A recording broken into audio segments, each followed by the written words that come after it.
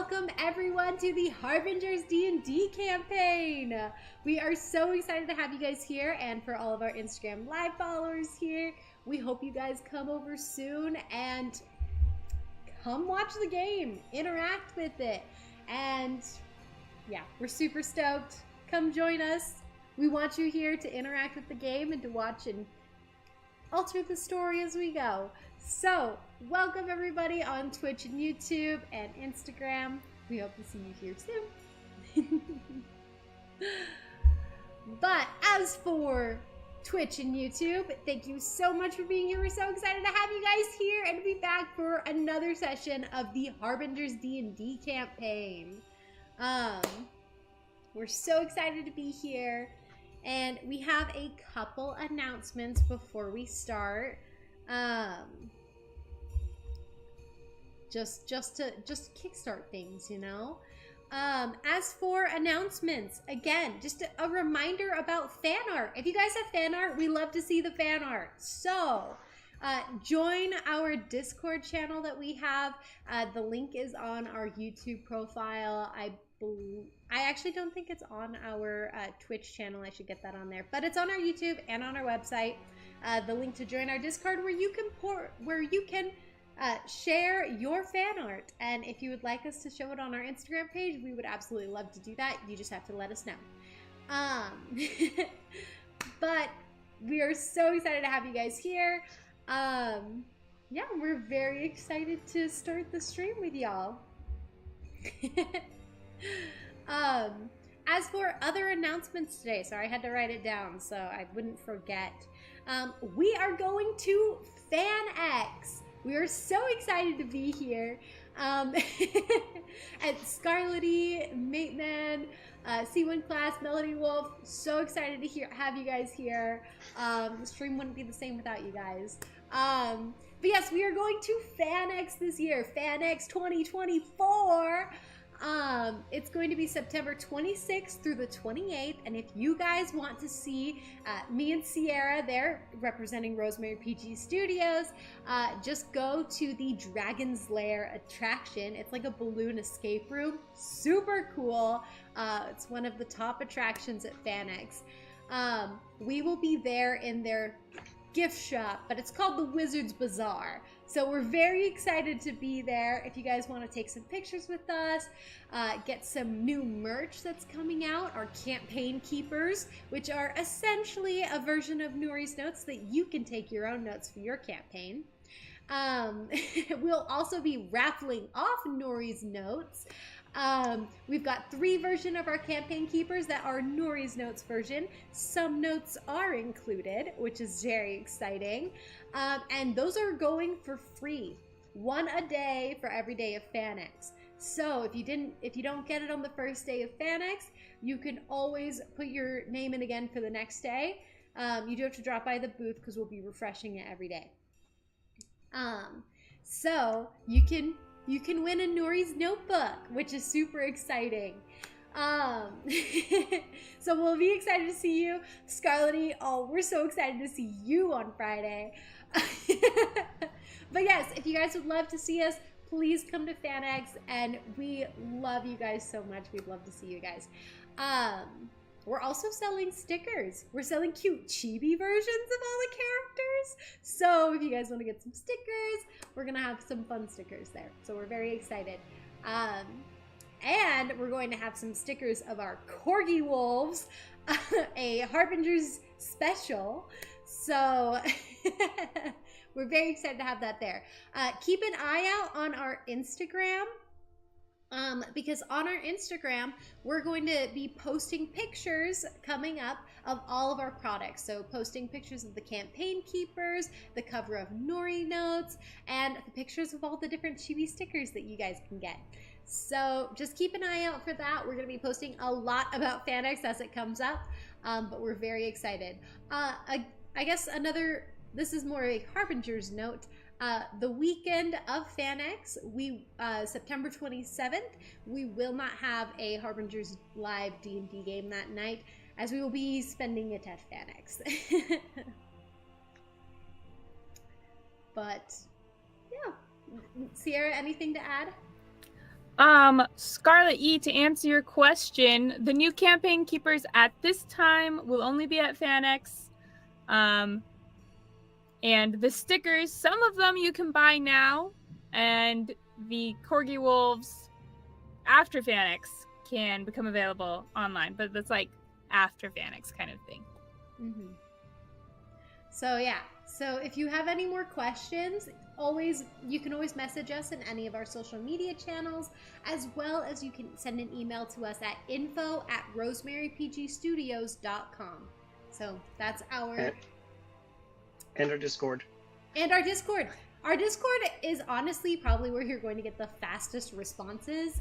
I immediately get notified when someone messages our Discord, so I go real quick in there. So,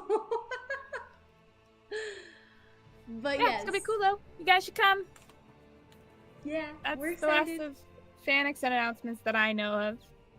Yeah, I think that's all the FanX announcements for tonight.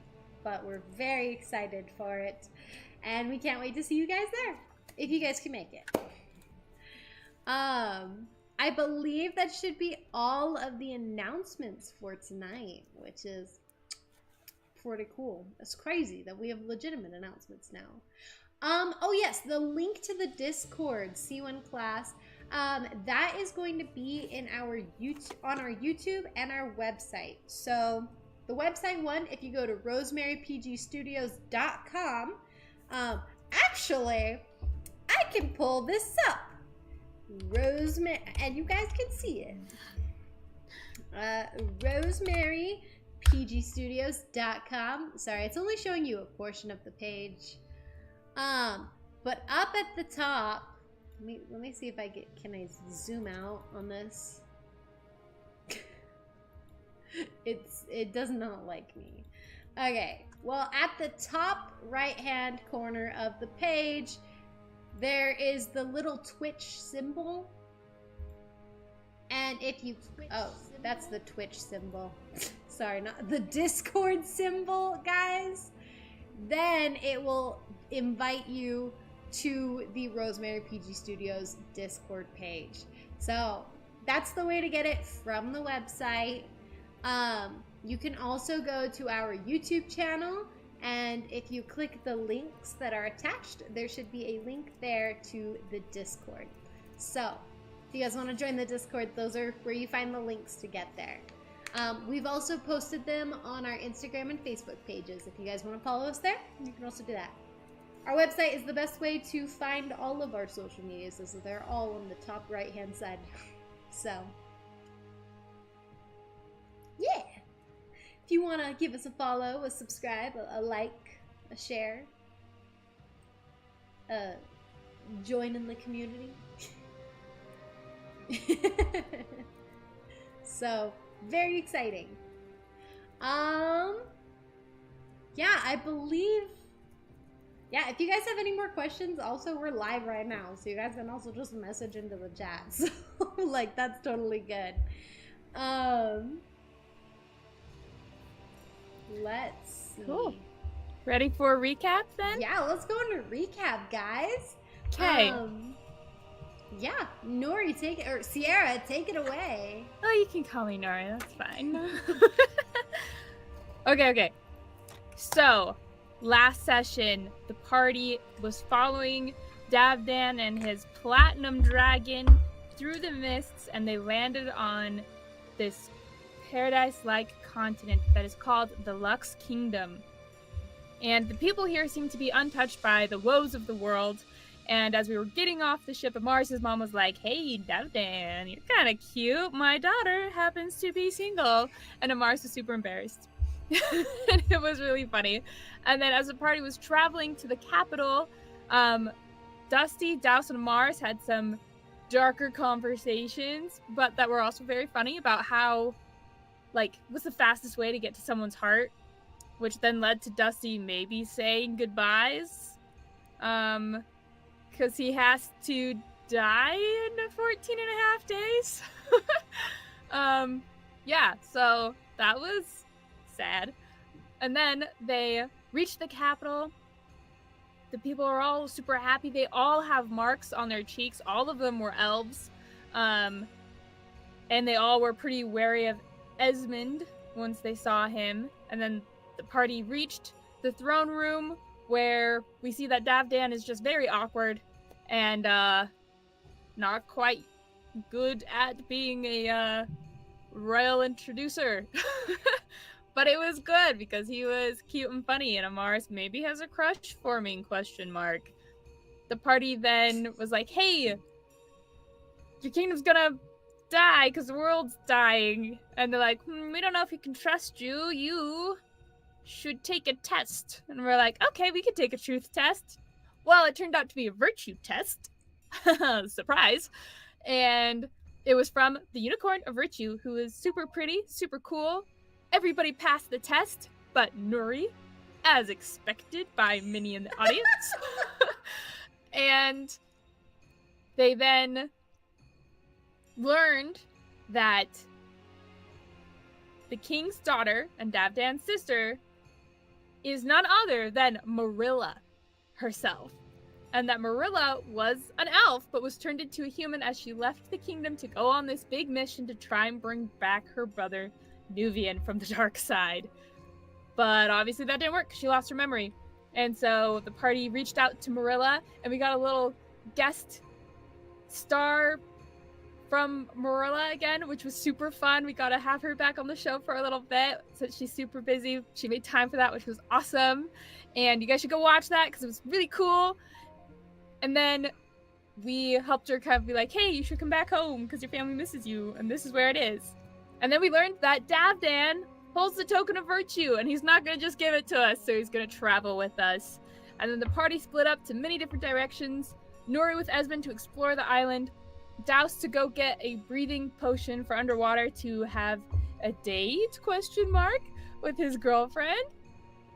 Dusty went to the library, and Amaris is going to get a tour of the island from Davdan. And that's where he ended. Alrighty.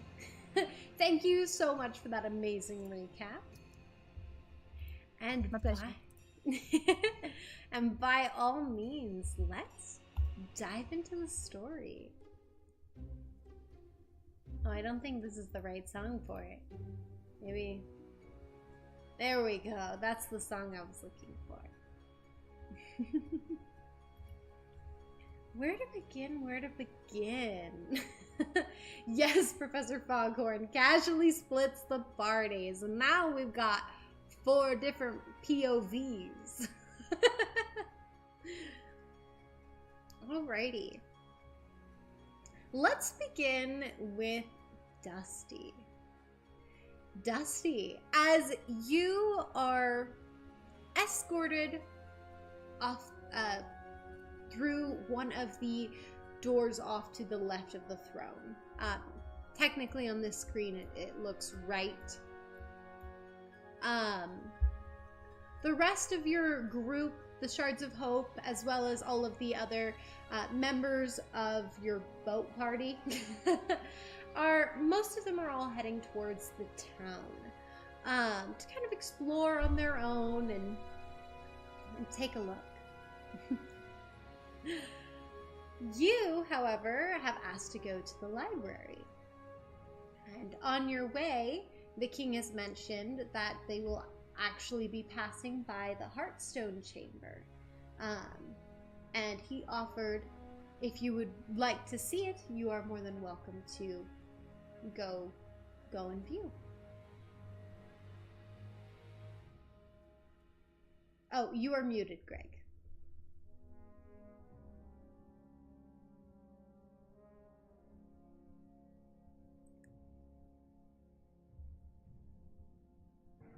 Oh no, he has lost his voice. Oh, It's no. one of the cats. I knew it all along.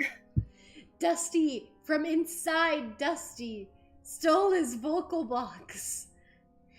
Oh no! He was just like snipping around with his little pincher things. It was like, dee, dee, dee. Oh, should have cut that cord. What happens when I do this? And I just snip. Awesome. There we go! He put the Ah. wire back in place. Very Yep. nice. Very, very kind of Dusty to give me back my voice. Yes, absolutely. I would love to see the Heartstone. Alrighty.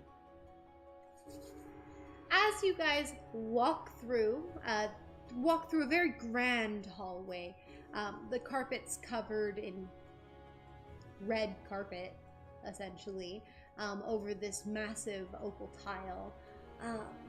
These just grand structures all around you. As you guys are walking, you have a chance to be able to talk one-on-one with the king. There are guards around you, but they don't seem on guard. Yes, they are watchful, but they seem to trust you enough to not harm the king. So Yeah, I mean, Dusty did pass the virtue test, so I mean, yeah, he's on perfectly fine standing. exactly. Dusty, as they're walking, I wonder if he has anything specifically to say to the king.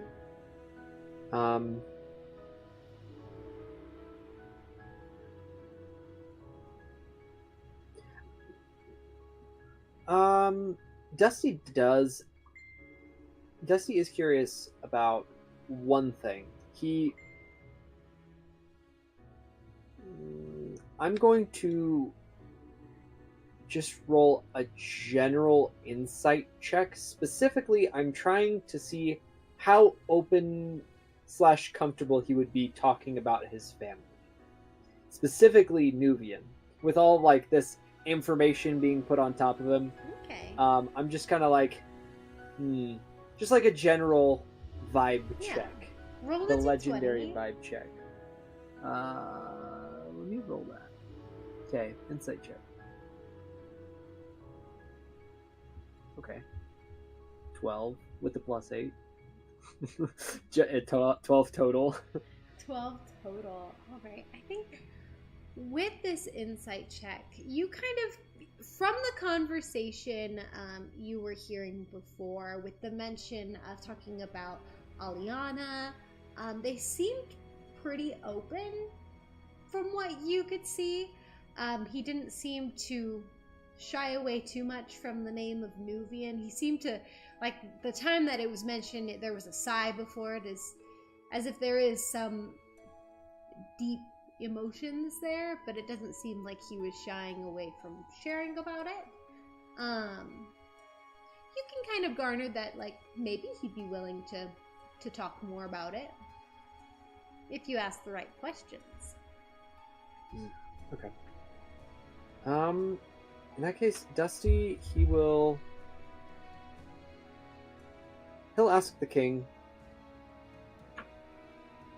I appreciate you being welcoming to us and permitting us into your land. If you don't mind, I have a couple questions. Most of my questions about the land itself will be answered by going to the library. I assume there's relatively well-kept historical records there. But yes, there are. I am curious about your personal experience. Specifically with your family and with sort of being brought up here. What sort of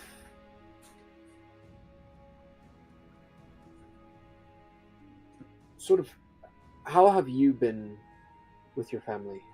How has being the king sort of impacted them? I'm just curious. I have not really had the opportunity to sit down and talk with someone of your rank, I suppose. It's all right. Here on this island, I imagine it's a little different. King is merely an extravagant title. I prefer most of my friends call me Vanali.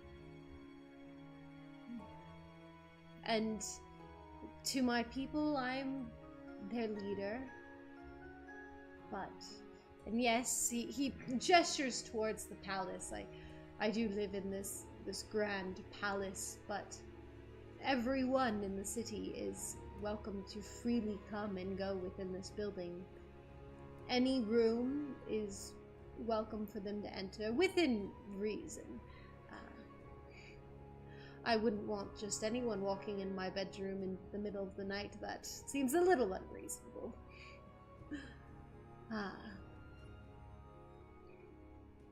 But as for my sons and daughter, it's interesting when you have children. I want them to have everything that I had and more. I want them to be the best versions of themselves. And, well, I wanted to teach them that to rule, you need to have the trust of the people. I highly doubt that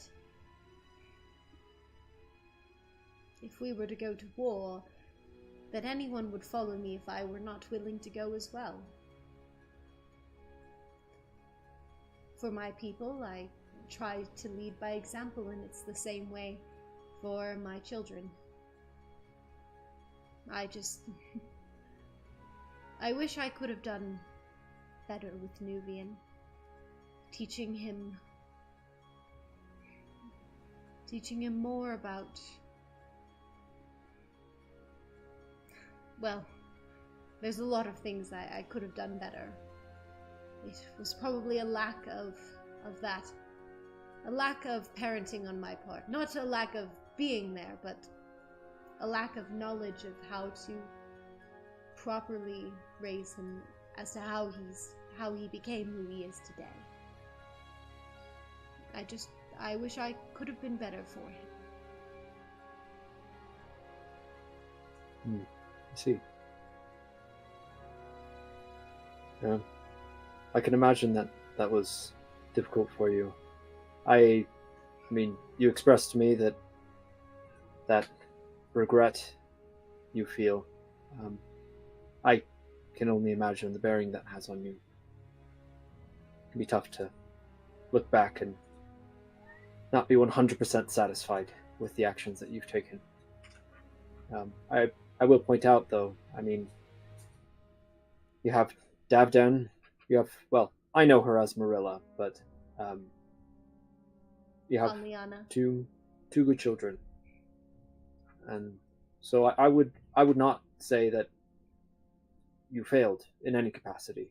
You can't guarantee that all of your children will do what you would like them to do or what is right. You can't control them. No, you cannot.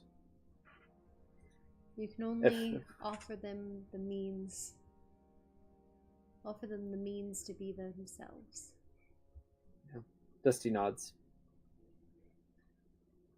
Yep. Do you have children yourself? No, I do not. I think it would be definitely interesting raising children. I don't know how good I would be at it. I'm sure I'd do fine. My father was a good father, and so I've got lots of good direction. But one day maybe. He kind of looks you up and down and he goes, I bet your father was a man of large stature. Yeah, you could say that. His title, maybe. His title, maybe. Maybe his, brain. Yeah, Miles is small. He's a small boy. Yeah. Dusty just kind of, nods. He says, I learned a lot from him. Compassion, charity, love. And it's just good to get other perspectives, you know. I like learning from other people's lives.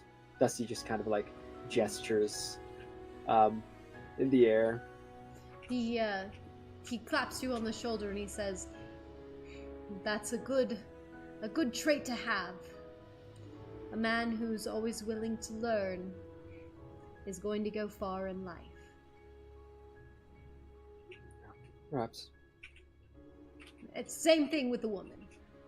You know, you can't knock one or the other.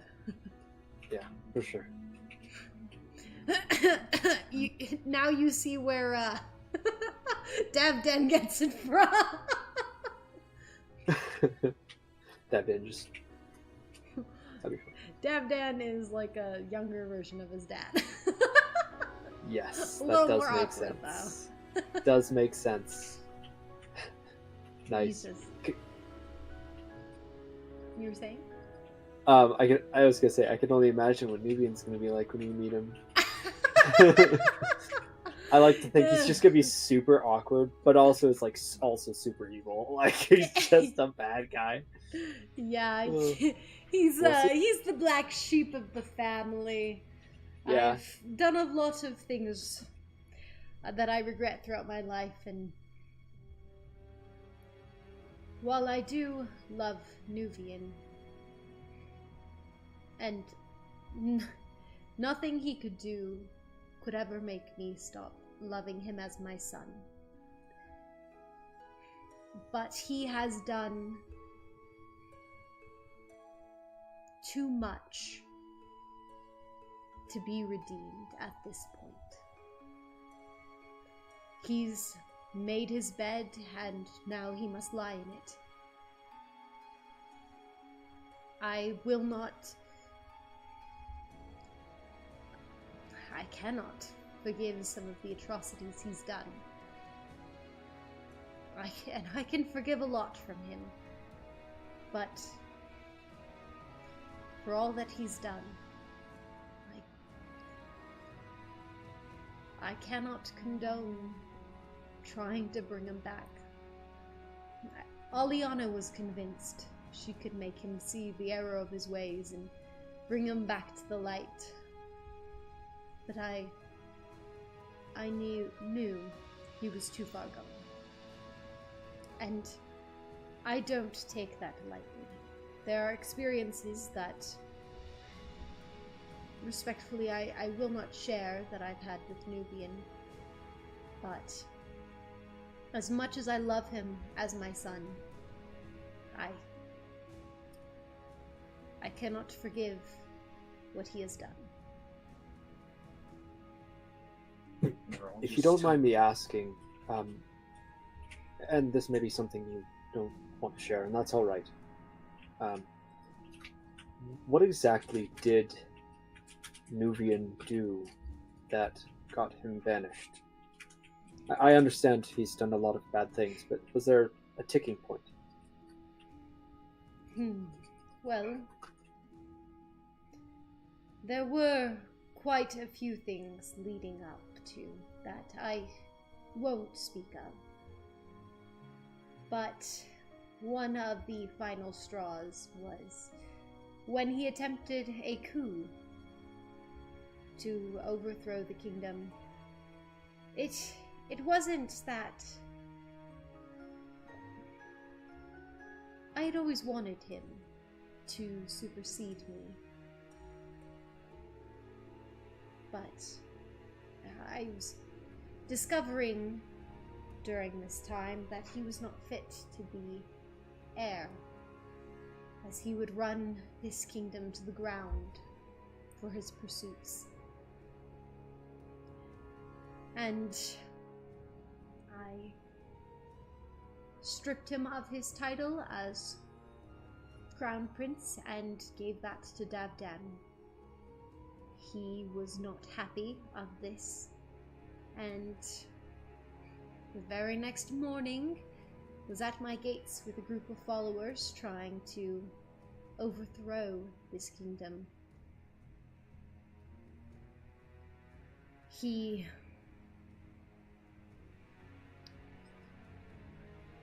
hurt a lot of people that day. We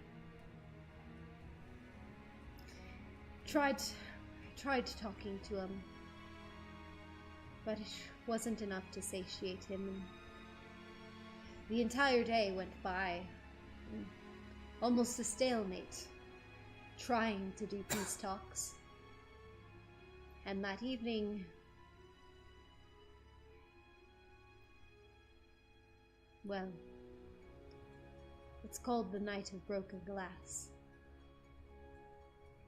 The night where he vowed he'd erase the history that we've built here. That he would claim the throne and rule it, as he said, properly.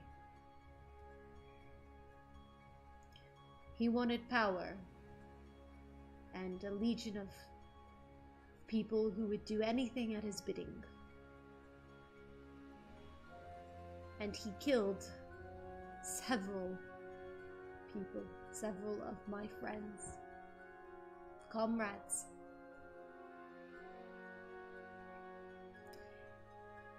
Killed my brother, his uncle. But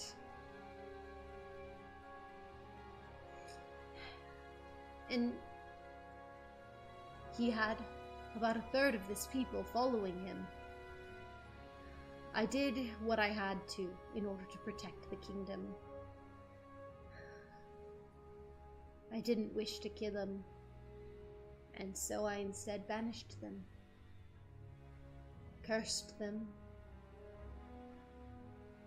forced them out of this island. Erosilium came. It was not the only thing that shattered that night.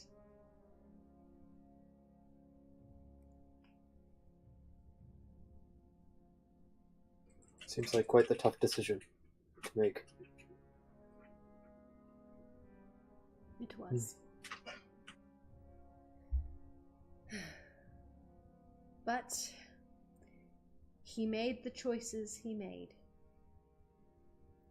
Which, he kind of takes a deep breath in and stands up a little straighter. You can imagine my shock when I saw Esmond here. Esmond was Yes. right by his side during that night.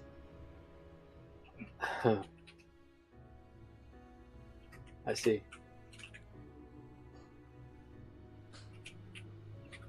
But he says he's a changed man, and he has a wife and a son, and I can only hope that what he says is true.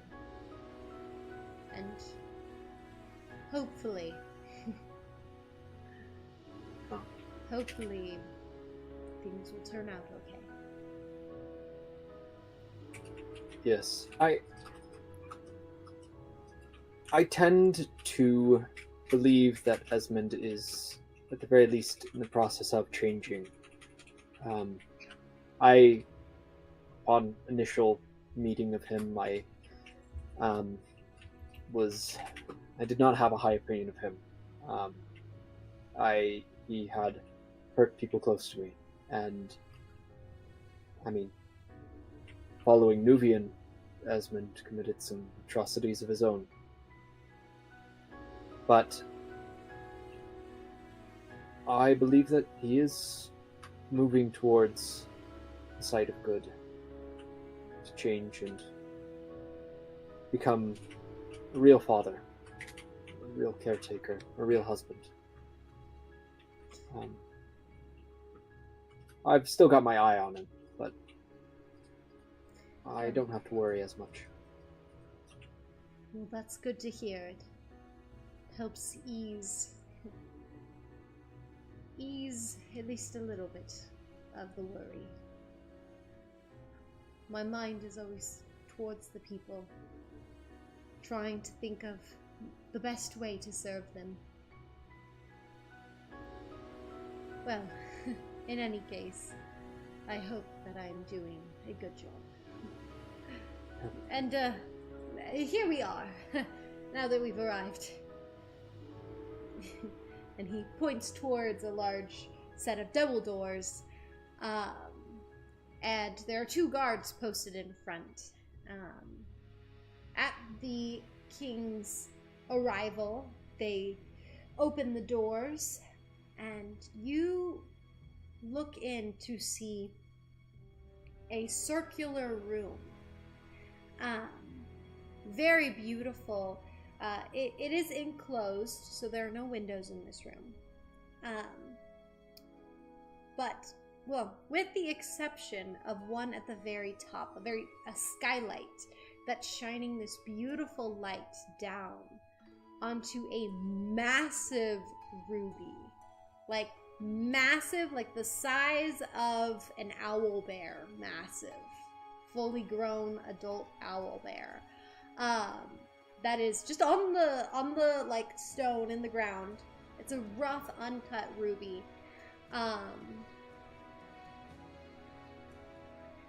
That is very beautiful, and with the light shining down on it, you can just see the twinkle of this gemstone. It is very, very beautiful. Wow. I saw, as I first stepped onto this island, one of my first thoughts was that this place truly was blessed. But now, seeing this gemstone, it just solidifies in my mind that Heifer watches over this place. Dusty, just kind of in awe, is just kind of like looking around at this gemstone and in the room surrounding.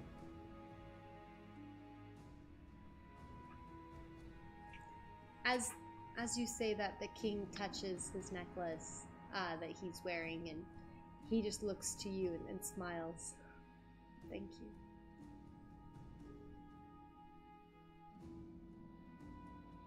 you. Dusty will stay there for a little bit, but after sort of basking in its glow for a little bit, he'll eventually turn to head towards the library, as information is important to him. He's like, this is nice. I gotta go do some research. I wonder what this is about. He's gonna try to figure out that in the library as well. He's got even more questions now. It's fantastic. Alrighty. So he directs you down the hallway and to the library, which is literally like 20 feet down from this room. As you guys exit, the doors shut and the guards resume their post. He directs you to the library, and it is a very large room, not as large as the throne room, but it's got 2 levels in it with lots of different woven ladders that you can climb. Sorry, not like a ladder, but like a step stool, or like steps going up that like rotate on the walls, you know those like ladders that will like roll along the bookshelves, but imagine that. But instead it's a set of stairs that you can roll along the walls. Oh, okay. Fancy. Yeah. Very snazzy. Yeah. And there's lots of greenery and plants everywhere. It's actually a very peaceful place. In the very center, there is a giant, like, raised bed. It's got like a big stone circular wall around it, but in the center, it is this huge area of plants with a very big oak tree and all sorts of different bushes and flowers. You actually see that there are birds that are in the branches of the oak tree that are tweeting along. Dusty approves. Dusty, he thanks the king. He actually doesn't call him the king anymore. He'll call him by his name, because that's what he asked him to do. Benali. He just kind of bows curtly and says, thank you, Benali. I will get straight to it. I have lots to research. Absolutely. I will leave a guard outside the door, so in case you have any questions or need directions on anywhere to go, they will be able to assist you. Wonderful. Thank you. You're welcome. I have some other matters to attend to. Enjoy your time here. Thank you. Oh, and if you need to be directed anywhere, I'm pretty sure our librarian is somewhere around here. Oh, I'll find them. Alrighty. And the king promptly leaves with his guards around him, and you are free to do your research. At which point, we will actually shift over, and we are going to go to Douse.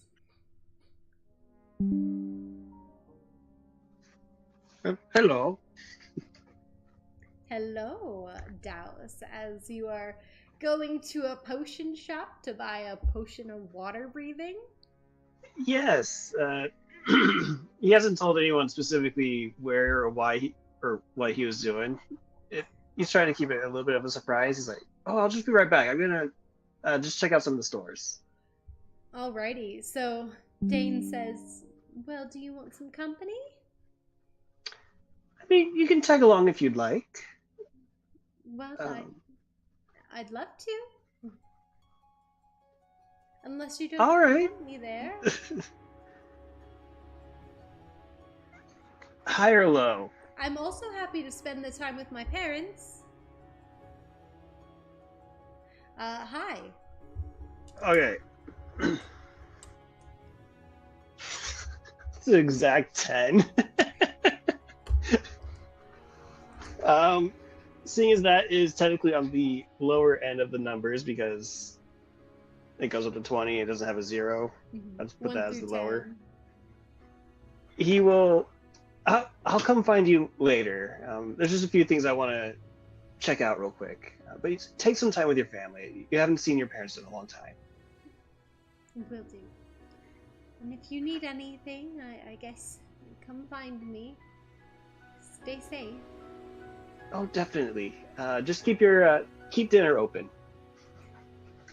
She kind of blushes a little bit and says, will do. And she pecks you on the cheek before running over to her parents. That was a little bummed he didn't get the chance to return the pack, so he's like, okay, I'll get it later. I'll get Starts it going later. Alrighty, so your goal is to find a local potion shop, correct? Yes. Alrighty.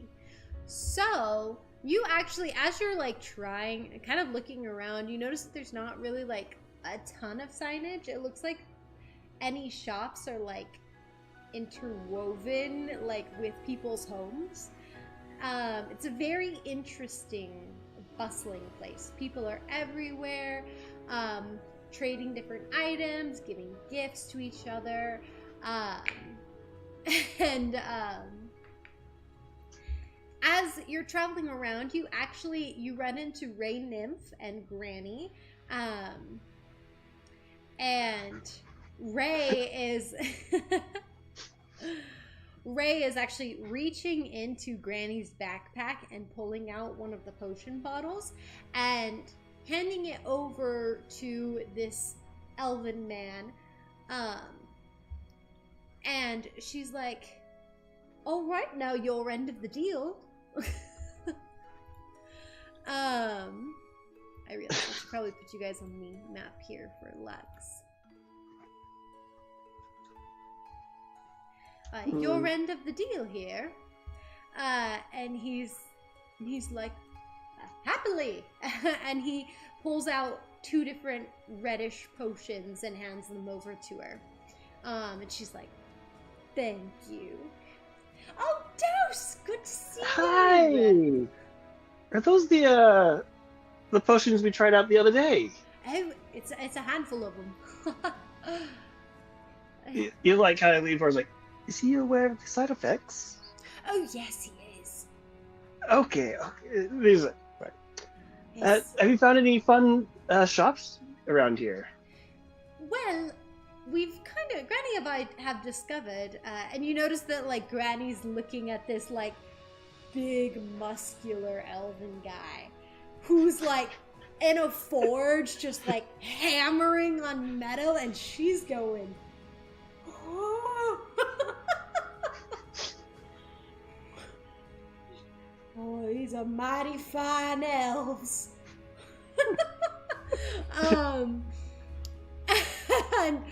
And Rain Nymph kind of looks over and she's like, well,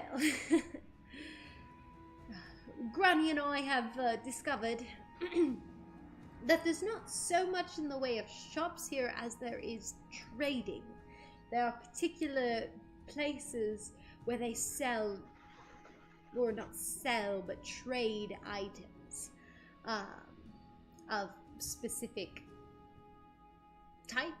So you could find a potion salesman like this good man, which they don't use the term salesman. And the dude pipes up, he goes, trader. Potion trader. Trader? Yes, me and my wife, we trade potions. It's something that we do. That's actually perfect. I'm looking to acquire some potions. Ah, lovely.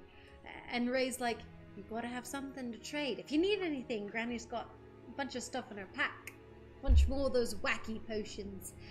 He's taken a keen liking to them. Actually, I wouldn't mind trading with you guys for some of those as well to trade to him. I have this. He's gonna pull out a cactus base that he's had on him forever. A cactus what? Mace. Oh, I believe. mace! The cactus mace. I've been holding on to this since I went to the desert. I don't really use these. I don't know why I still have it. But would you guys like to trade for it? She looks over at Granny and is like, snaps in Granny's face. Granny, trade. And she's like, just grab out of my pack. Granny's busy. Granny like you. And Ray's like, oh my gosh. She pulls out like 5. No, let's say it's cactus mace. What rarity is the cactus mace? I think it's just uncommon. Okay, so she's gonna give you 4 of the potions then, in exchange for the cactus mace. Okay. Thank you so very much. You almost immediately turned to the other guy, like, do you have any water-breathing potions on you, per se? Absolutely, that's a hit, actually, around Really? these parts. Everybody loves to go swimming in the lakes. Okay. I mean, it's not often, but it's a popular activity.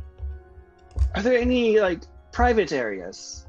Oh, well, I mean, everyone is able to go everywhere, but there are some hot springs up just north of the Citadel that are on a local walking path. More hidden, so it's a lot more private. Okay. And do those connect to the lake as well, or no? They do connect to the main lake, but via waterfalls. Wonderful. Thank you. I do have these, I don't really know what kind of potions they are. I just got them from Granny over there, but they have some interesting effects. I was wondering if you would like to trade for some. Absolutely. Potion per potion. Wonderful. And if you'd like, I can trade one of those potions for a map of the hiking routes. That would be wonderful. I'll take 2 water-breathing potions. How long do they last? They last for an hour. Okay, 2 of them, please. Right. And then 1 for the map. All right, and he does the trade, hands you the map. He says, you're all set. Anything else I can help you with? Are there any kinds of, like, local delicacies or foods that are really good around here? That is a good question. There is a place that sells really amazing salads.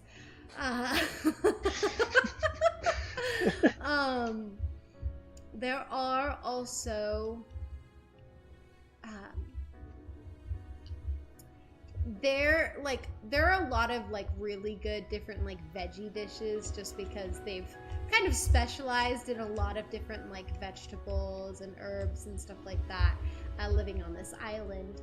But also the seafood here is impeccable.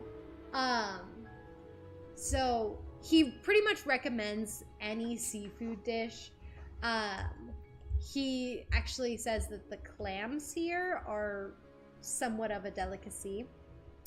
As for if you have like a sweeter tooth, they do sell like most normal sweet stuff, like fruit tarts and cakes and sweet breads. Yeah, he actually recommends the breads here a lot because they're just very, very good bread, especially the honey bread.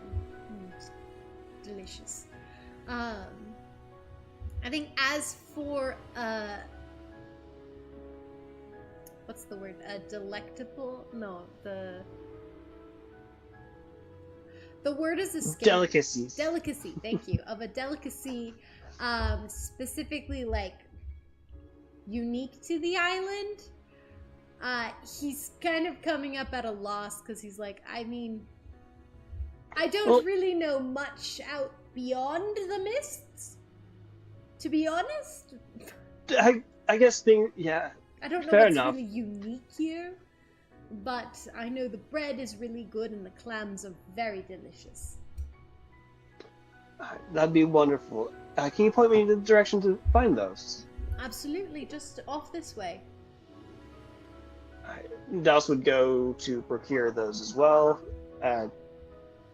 assuming he'd have to trade some of his food that he's had from the mainland. You can always ask someone around.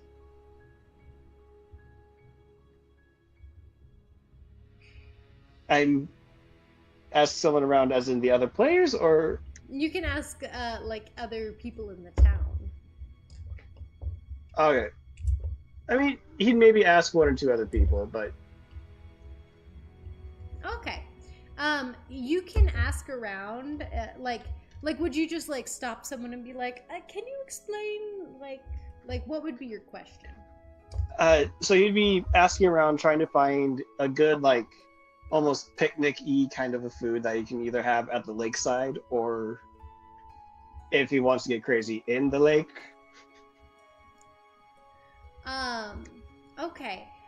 They'd probably direct you, if you're looking for picnic-y food, try Mods over on over down this way past the willow tree.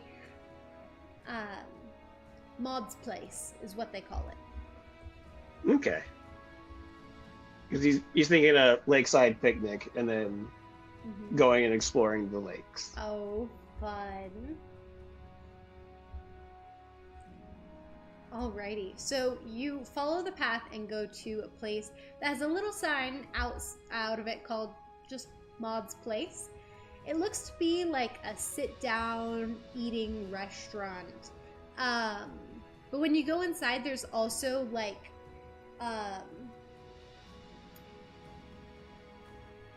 what's the word for like a front desk? Not drive-through. No, not a drive-through. So there is like a hostess there that will like seat you, but there additionally is also like a booth or like a section that you can go to just to go purchase like a pickup counter. Yeah, you can like go or take out. Purchase the food and leave. So, and if you go up to the hostess, you notice that there are a lot of people eating in there. She mentions to you, she's like, well, so the way that this works is that if you would like to sit down, dine in, and eat, you do have to trade something for the experience. If you would like to just grab food and go, that is also your prerogative. You don't have to trade for that.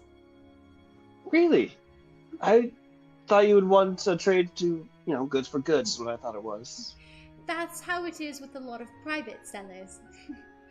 Or private creators, but most of the individuals here on the island who make food and produce food are effectively, quote-unquote, funded by the royalty, you could say.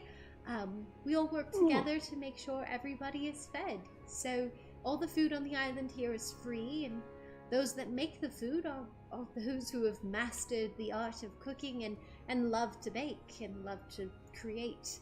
So they put their skills to use creating food and helping out. If there's ever a lack of individuals who wish to make, then the kingdom does do trades to ask people to work more, and they'll give them what's the term? Give them extra resources, trading them for their time, goods. Okay. Well, I definitely am wanting to take some food to go, if that's all right. Oh, yes, just go up to the counter. Don't need to. All right. Well, thank you. And you walk up to the counter. Twiddle his thumbs. You'll go up to the counter. You notice that there is one other man in front of you who's just grabbing a couple things, putting it in a woven basket of his, and then heading off. And then you're the next at the counter, and there is an elven man, very strong arms, and very tall. He's got these bright orange markings on his face, and very sunny blonde hair. As he looks at you and smiles, he's wearing a green, a green apron that almost looks like it's made out of moss. He says, "What can I get for you?" Hello. I heard that you guys have some really good seafood here. Lots of good seafood. Would you have anything that you would recommend for a lakeside meal? Maybe some. I heard some clams you guys might have. For a certain someone, the 2-person event. Yes. Yes. Well, I can whip something up for you. You got a basket? I have this actually. He's gonna take off his baker's bag. It kind of stores a lot of food. It's bigger on the inside, some would say. He looks at your bag and he's like, "This is a marvel. Do you think I could study this?" It would only take 5 minutes. Oh, yes. Okay. I would need it back, to carry the food, of course. Yes. As well as... Of course. Well, I'll give it back to you in just a moment. Just 5 minutes. Okay. And I'll have your food out and ready for you in that time. And he takes your bag and he actually goes into the back. And 5 minutes later, he comes back with the bag and he goes... And I never see him again. No. He comes back and he goes, "Amazing piece of magic. I did cast and identify, I hope you don't mind. Studied it a little bit myself while the chefs were cooking. I'm hoping to see if we can recreate something like that. Trade that around." Definitely, if it helps out the community and whatnot. I'm going to do a quick insight check, because Douse doesn't know these people. And I want to make sure that he's actually getting his bag back. Yes. So, insight to see if this guy has been trustworthy, and if this is my actual bag. Roll insight. That is a nat 20. Oh, nice. Okay, nat 20. You eye your bag, and you look at the bag, kind of at the markings. You notice the scuff marks and everything that you had originally. If it were a fake, it would be a darn good one. But you actually are like, "This is my legitimate bag." You reach in, the cakes and pies and stuff that you had stored in there are still stored in there. If it weren't magical anymore, then those would not be, void in the bag. They'd just be in the bag, kind of bulging out. Yeah. So you can deduct that this is your original bag, and that he honestly was just like curious. You actually notice that there's a notepad sticking out of his apron, and you can kind of see the top of it, and it looks like bits of schematics. Okay. He doesn't mind like you said, he doesn't mind if they were studying it, but he does want to make sure that he's not being cheated out of his stuff. And of course. The man looks at you and kind of whispers. He goes, I stocked it with a little bit of extra. Thanks for the assistance. oh, no problem. Thank you so very much. Have a wonderful evening. You as well. And he grabs his little notebook all excited, and he's like, oh, this will be my next 40-year research. 40? Douse is again baffled by the what is it? Longevity of elves. Yes. Elves, am I right? And that's only 40. That's a quick research period. Yeah. If there is time, Douse will do a quick scout of the hot springs and the lake before going to pick up Dane, depending on how late it is in the evening. But this would be kind of the end of his shopping spree. Yeah, okay. I'd say you have time to like find the entrance to it before you have to head the entrance to where the lake would be, or the hot springs would be. And you can kind of spy the entrance as to like where people are in the massive lakes that are in the center of this town or city. So you're able to like see the big lakes and survey them, but for the hot springs, you can only find the entrance to the trailhead. Okay. He just wants to get his bearings, so he would then immediately start trying to find the rest of the group, specifically Dane. Okay, alrighty. You may do so. And as you are going to be doing that, we are going to switch over to Amaris. Amaris. Hello.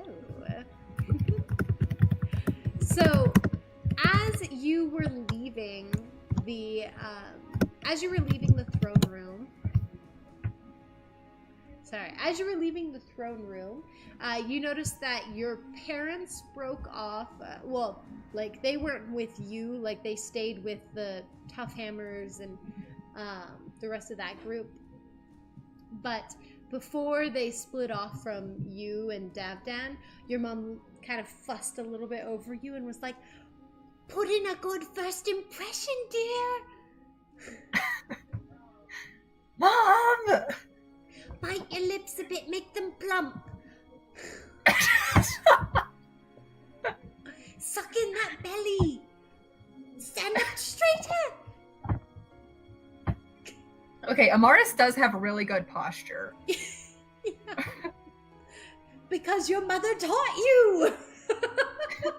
Because she's a performer. Yes, and she did not teach you to. She's like, I must get my daughters, the alive ones, married off. Oh. Oh gosh. Good first impression. This is royalty. Think of all the money.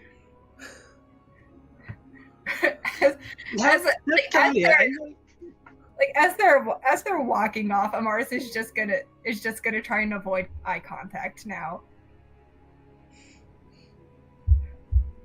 Yeah, she's like, I love you, dear. Make the best of your evening.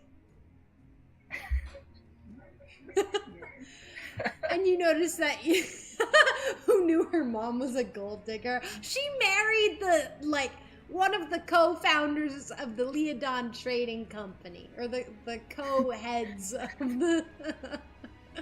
She's a little bit. Just a little.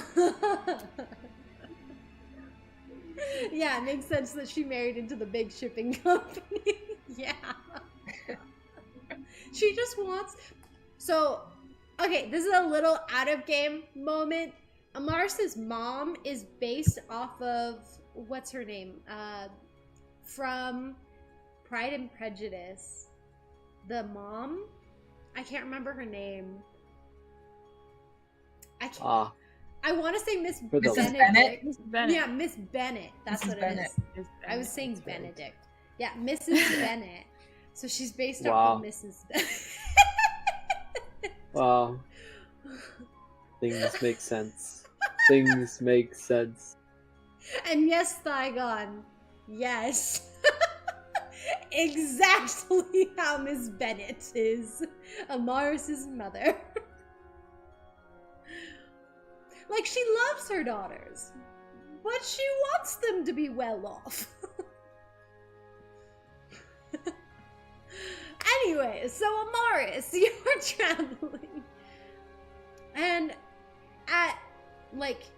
you kind of don't realize it at first, but eventually you are just traveling around the city, just you and Davdan.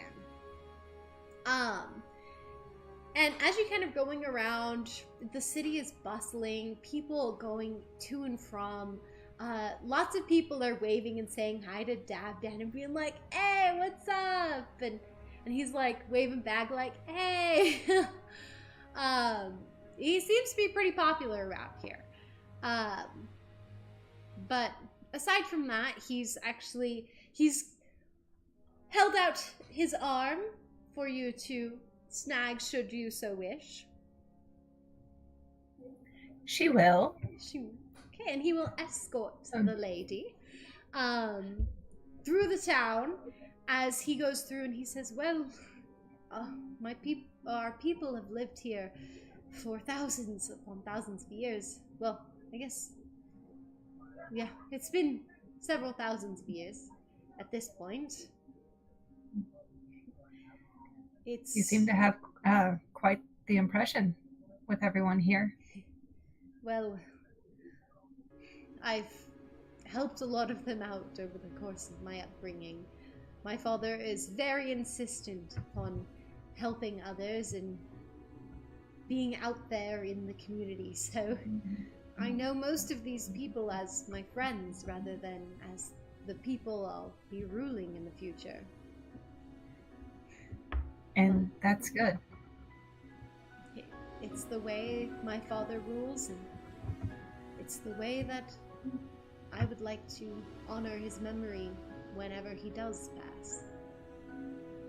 To treating the people as people rather than as subjects. He actually points over.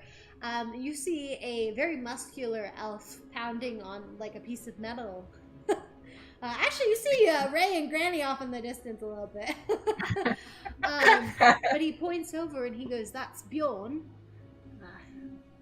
His wife died about 30 years ago.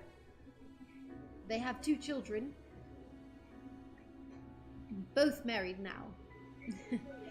And Has Granny gotten any closer to the guy? Oh, she's been steadily sneaking a little closer, catching some looks. Good for her. She's like,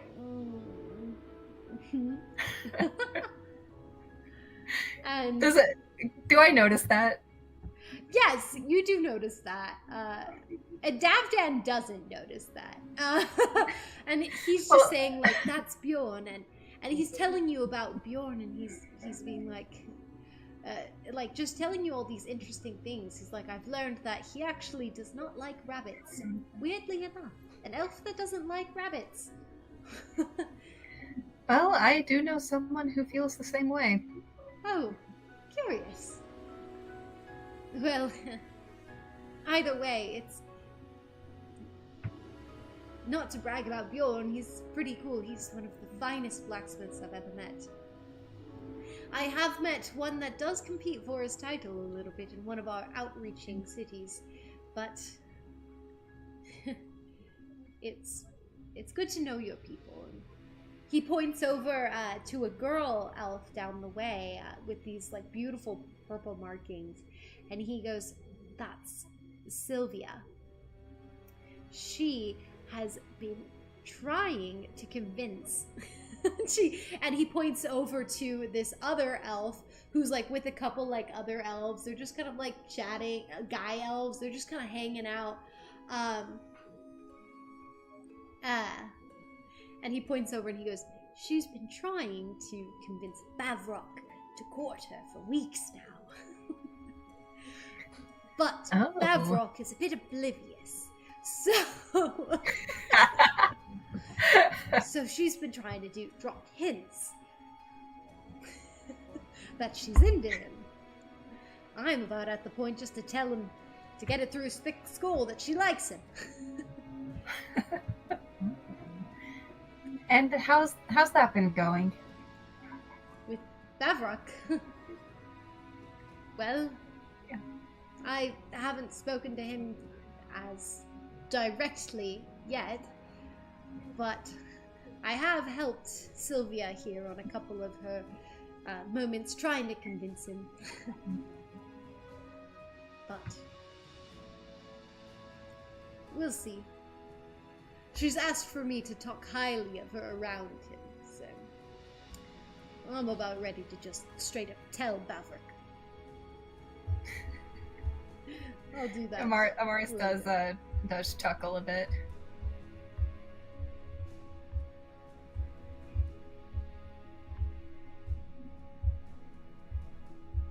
He smiles and he says, "Well, are you hungry?" I could go for something to eat. All right. There's some food over here. Some of the best.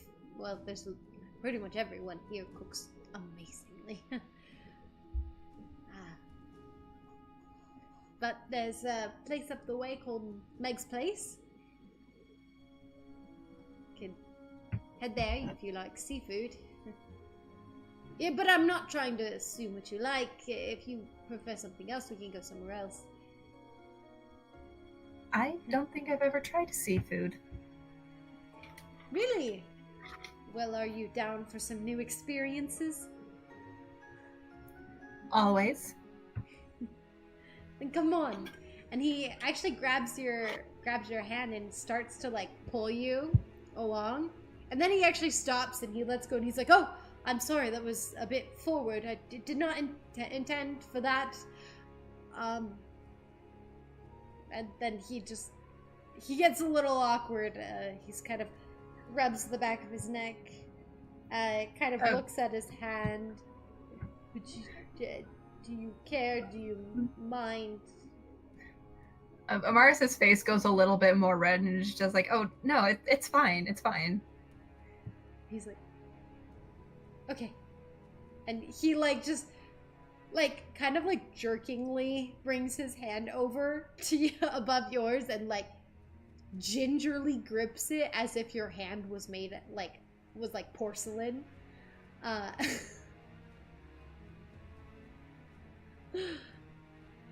And do you grip back or?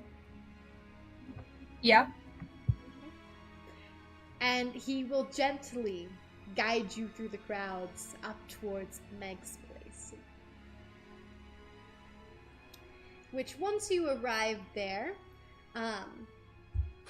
you notice that he enters in, and he has a satchel on, and he reaches down and pulls out a loaf of bread, and he slides it over to the hostess, and she goes, "Two?" And he goes, "Absolutely." And she goes, "Right this way." And then you guys are led over to this table that is overlooking one of the lakes. You actually can see lots of elves that are down in the water that seem to be having a lot of fun. Over near the edge of one of the lakes where it kind of goes into a little bit more like beachy a little bit. There are some elven families there with their kids that seem to be playing in the shallow part of the water. Everyone here seems happy. Just free of concerns and the weight of the end of the world, free from strife and pain. Sure, they have their own struggles, but you highly doubt that they've ever encountered something truly traumatic. Or at least the youngins. Amaris does look around at all the families and just how peaceful of a place it is, and like she's very like thoughtful in the way that she's looking around. It's a beautiful place. You notice that Davdan looks out where you're looking, and he smiles and he goes, "It really is." And he's like, "I don't mean to sound braggish or anything, but I take pride in where I'm from. This land was meant to be a land of peace, a land of plenty. And, well, I wish we didn't have to hide it away from the world, but as of now, it's the only way to keep our people safe, is to hide them." I understand. Back where I'm from, I mean, I've been traveling on my own for a few months before meeting everyone in my group. And some of the stuff that I've encountered, it's just crazy to think that there's a place where peace exists.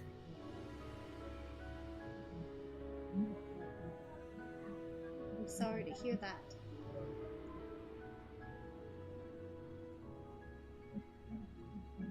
I do hope that with this adventure that, well, you're already undertaking and that I'll be joining, I do hope that we can try and make the rest of the world a better place, bringing light to the darkest corners. That would be nice.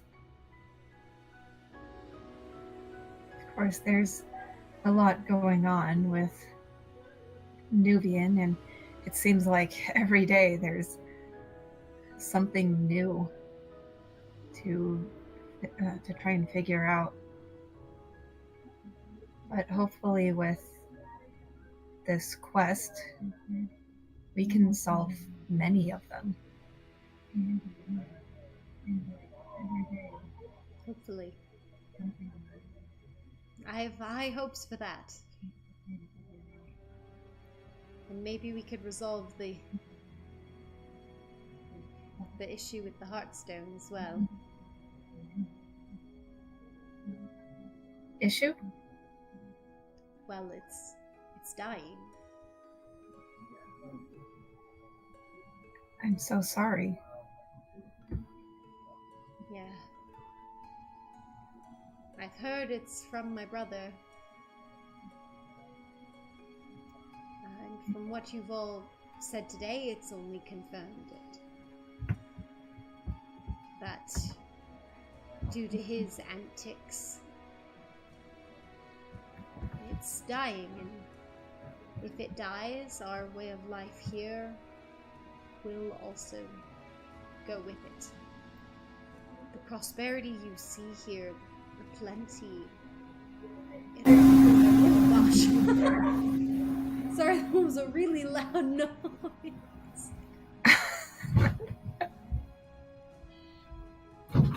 It's just all of a sudden The with jump this scare. peaceful moment, it just random loud noise. There's Yeah. something going on outside. We don't know what it is. That startled the best. crud out of me. I was like, oh my gosh. What was I even saying? Oh yeah, our way of life would die. if everything you see here, all the plenty, the prosperity, it's because of the Heartstone.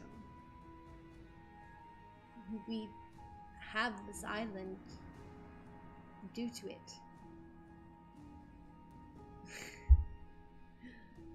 Okay, I'm really sorry. My roommate was asking me a question. Could you repeat that? That's okay, that's okay. Essentially, he says that if the Heartstone perishes, their way of life would die. That all the prosperity that they've had over the years would vanish, and their island would essentially become a wasteland.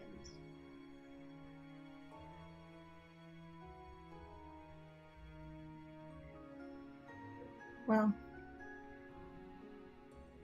when we finish what we can, and things are still going wrong with the Heartstone, I'd be more than happy to help you to figure out what's going on. Thank you. I do hope that by going to, gathering the rest of the tokens, as you all have said, that we could use it to heal the Heartstone. In that case, this world could continue going.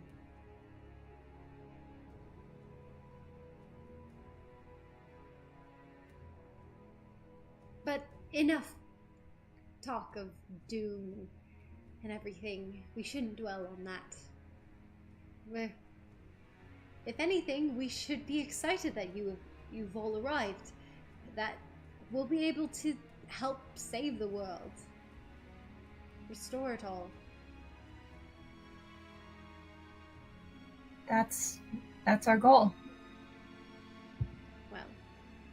Well, Amaris, Leodon,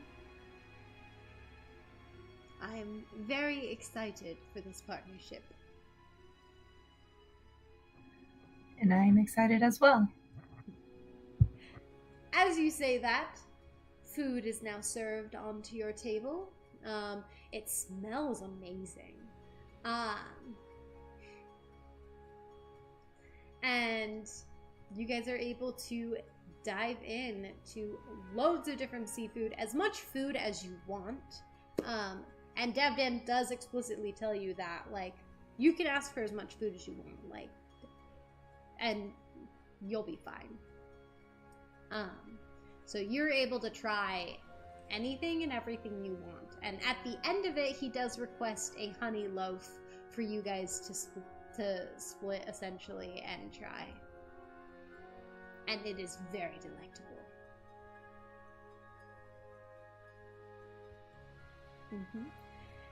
And with that, Yum. We'll switch to Nuri. Unless, Amaris, were you trying to say something to Davdan? Nah, I was just saying yum to the Oh, the honey. yum. I heard Okay, yum. Yummy. Alrighty, Nuri. So, you and Esmond and Ami, along with 10 guards. Oh, it increased. Lovely. Oh, what was it? I don't even remember. We'll take 10. It's fine. 10 now. They just more joined as we left the palace. Just in case. Yeah. To be fair, they probably would need 10 guards to take the two of you down, if not more. Yeah, true. We can just travel through the shadows. Pew! You notice that Everybody has a date night, and Nuri's is a group date.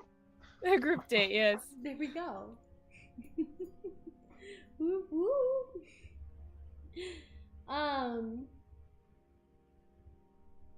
Anyways. So you notice that Esmond has his hood up and he's tucked his hair in and stuff. And as you guys are walking, you notice that he was trying to cover his hands with his sleeves, trying to just mask the fact that he's a dark elf.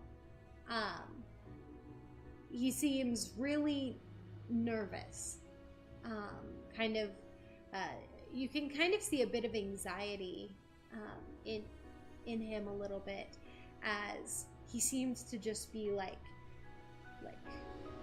kind of shaking a hand out a little bit, fiddling with his fingers, kind of switching up, pulling his hood down like tighter every now and then. The guards are still around you guys, and Ami is just like skipping right in front of you guys, like seeming to be like so happy, especially that all the elves look like him. They all have the markings on their cheek, just like he does. And he's just happy. He's not like far ahead of you guys. He's like just in front of you guys. Safe distance. Nuri's going to take Esmond's hand. As he's like fidgeting, she's gonna just like reach up and grab one of his hands and pull him into like her.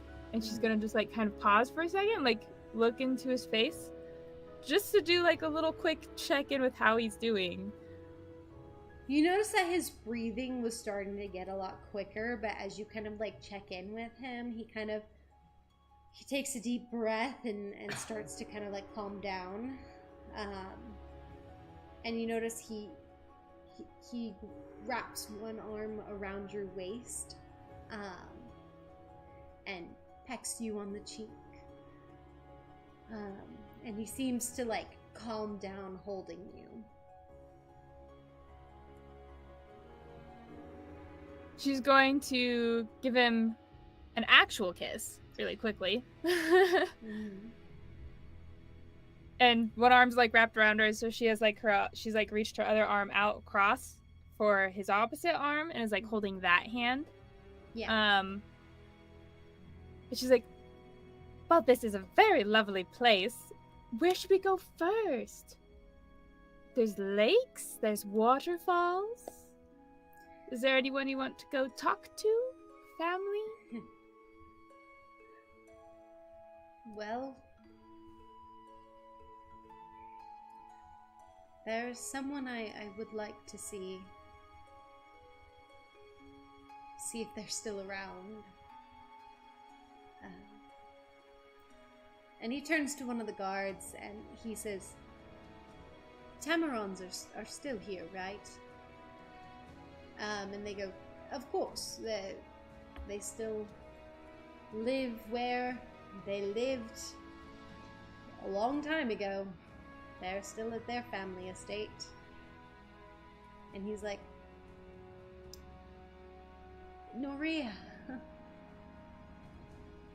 I'd like to introduce you to my family. Oh, I'd love that. And they can meet Ami. Oh, it'll be wonderful. I will say, I'm not sure how they're going to be. It has been quite some time, and, well, I was am very visibly a traitor. A very handsome traitor, though. Thank you. And you guys are close together as you guys continue forward. He tells the guard that they're heading to the Tamaron residence, and the guards actually end up like being like, well, okay, we're gonna escort you guys there. Ami comes closer to you guys as the guards kind of like closing around you guys, and they're like, this is just so that like Esmond isn't gonna cause a stir from his looks. And so they Nuri shoots them a glare. They're like, we don't want the people to be afraid because there is a traitor on the island. So glares at them again. If looks could kill. If looks could kill. Yes. Nuri's giving them one. Alrighty. As you guys are escorted down the way, you actually pass down towards the lowest lake, out of the 3 giant lakes that are in the center of the city. So you head down the way, and follow a path off to the side where this is where the guards open up as there's a lot less people here. It's a little trail that eventually comes to flagstones leading up to a beautiful home that is just built out of a massive tree. And when I mean massive, like the trunk was massively thick and the house was built inside the tree. And you notice that there are platforms built all along the tree, covered in hanging vines and moss. It's a very beautiful sight. There's a warm light of fire coming through the windows. And the front door is right there. Well, Nuri, here goes. Esmond doesn't pull down the hood because it does protect him from the sunlight sensitivity. Is it evening yet, or is it still like... it is evening, actually. High or low? Low. Balance out the board. It was low. Yes. So basically, I'll say that with the tree coverage, it is late evening, so the sun is starting to set. So it should be nighttime by the time that it should be turning to night while you guys are in there. But it is getting fairly dark. Lamps are being lit everywhere. And with the shade from all the trees, he is able to pull down his hood. Because it's very thickly covered in forest. And he knocks on the door, and he holds you tightly. And Ami's kind of like looking up at you guys like, huh? And when he notices that Esmond knocks on the door, he actually hides behind you a little bit because he's like nervous, like, what are we doing here? She puts like one hand on his shoulder, like behind her. After a moment, the door opens, and you see a very young elven man with red hair and yellow markings on his cheeks.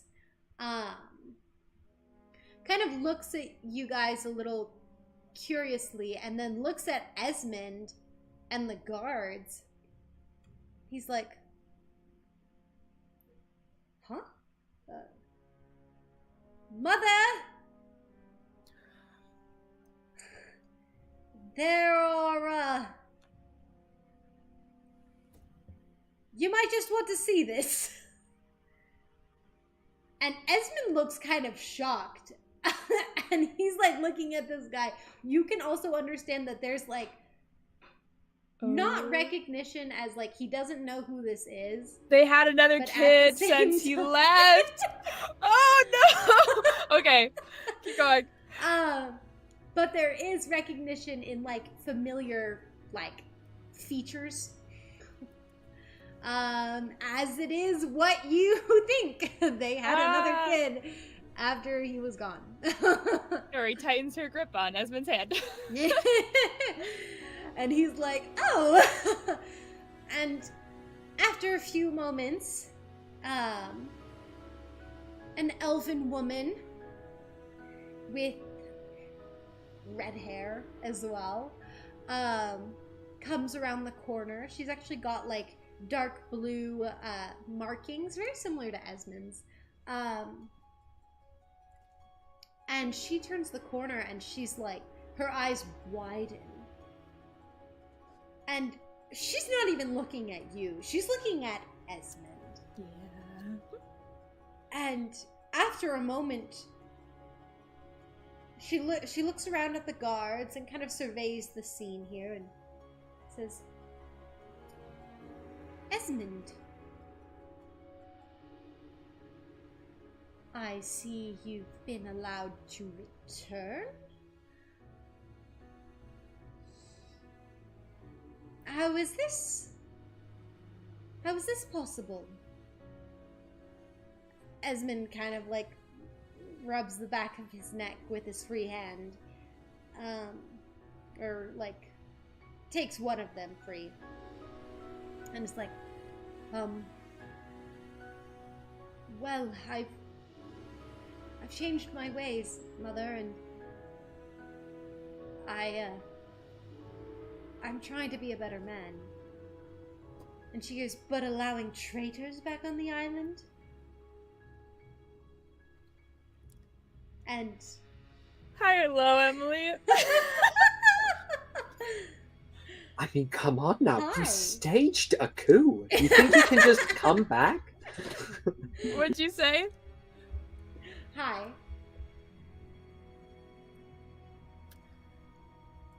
Nuri can't restrain herself. She does not seem happy anytime someone calls him a traitor. And So she's like, a traitor? Esmond is going to, like, squeeze your hand to try and stop you for just a moment. When he hears you start to open your mouth. She opens her mouth, he squeezes her hand, and so she'll just mumble instead. Well, he's saving your life. And the world. The elven, the mom, just kind of like sends a little glare towards you. And then she calls out, she goes, Denman! Esmond is here. And then you hear, Esmond? Also? Esmond? And she goes, yes, darling. Why don't you come? And moments later, an elf man with dark brown hair, actually, and red markings on his face, very similar to Ami's, actually, turns the corner and he's like, Esmond, why are you here? And then he sees the armed guards and he's like, how are you here? And one of the guards calls out and says, he's traveling with a group of adventurers that are attempting to help the world. So he's given temporary acceptance. And the dad's like, oh, And the younger looking elven man speaks up at this point and he goes, Father, this is Esmond? Well,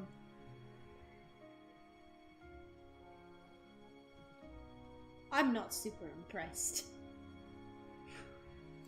Nuri literally tilts her head, her body shifts, and like her hand comes off of Ami for a moment, clenches a fist, and then she relaxes it, puts it back on Ami, and goes, I'm sorry, what's your name? To the son. And he straightens up and he goes, I'm Bor. Well, you're not very handsome, are you? I'd say my husband's much more attractive. Oh, I'm Nuri Tameron, by the way. I will say, when he says, I'm Bor, you feel like Esmond kind of go a lot more still, and one of the guards actually does that noise. You know, in Bor, in like Elvish, means trustworthy. Yeah. That's a doozy there. Yeah. But you say that. What was the last thing you said? Oh, that he's not very handsome. Oh, I was like, oh, well, I'd say my husband's much more handsome. I'm Nuri Tameron, by the way. And the parents are like, oh my, and the wife seems like a little like confused and like a bit unhappy. But the dad, after like a moment of shock, Denman, as you now know him as, goes, well, welcome to the family. Nuri, was it? Come inside. Yes. I'm sure we can have a spot of tea. And he looks at his wife and he goes, right, Evandra? And she goes, she puts on a smile and goes, of course, Denman. I'll go put on a spot of tea. Oh, lovely. Do you have any milk? Our son isn't a big fan of tea, and he would just love to meet his grandparents. Wouldn't you, Ami? And you hear that as you say son, her demeanor just kind of like falls. And then she turns back and she goes, grandchild, you say? Oh, yes! He's 10. Ami, come meet your grandmother. She's gorgeous, isn't she? Ami kind of shyly comes out, and immediately Evandra is just taken. She goes, oh my goodness, Ami, it's so good to meet you. Oh, and look at you. Oh, you don't have the sins of the father on you, so good. And like grabs him and like pulls him inside into the main room. And as Nuri will start to follow, because if she's taking Ami, Nuri automatically starts to follow Ami. Yeah, of course. So and is still pulling Esmond. Esmond is coming in. The guards are like, we'll be out here posted at the exits. Have fun with your family, Esmond. And Silver Dusk, forget Esmond, the grandchild is here. Grandma mode activated. Oh. And you notice that like the home as you enter in is just very quaint. It's not extravagant or anything. There's beautiful like greenery everywhere. And there's a very comfortable moss couch, and like moss covered up. Like they look like moss, but it's actual like fabric that's been interwoven like with moss. Like the couch is like almost like a living couch, but it's so comfortable, and never like it's very beautiful, the stuff that they make here, like using hardly any metal. Like the blacksmith that's there is usually making like jewelry and trinkets rather than like swords or fixtures and whatnot. As you guys are all sitting down, there's a little coffee table that now has a spot of tea on it, has a teapot and several teacups, and there's actually like a towering tray. You have no idea how she got this all so fast. But now there's like a 4-tier, like tea tray that's got little sandwiches and mini fruit tarts, and like all sorts of like different items like chocolate eclairs and all sorts of little treats. Sushi. So there's a sushi platter. And the grandma has like a whole separate plate that's full of sweets that Evandra has. And she's like, here, Ami, try some. Let's fill you up, get you full of all of the fruits of the island. Get you your ancestry. What was the son's name again? It was Bor or something? It was Bor. B-O-R. With a little like asterisk above the O. Ah, okay. Bor. Thank you.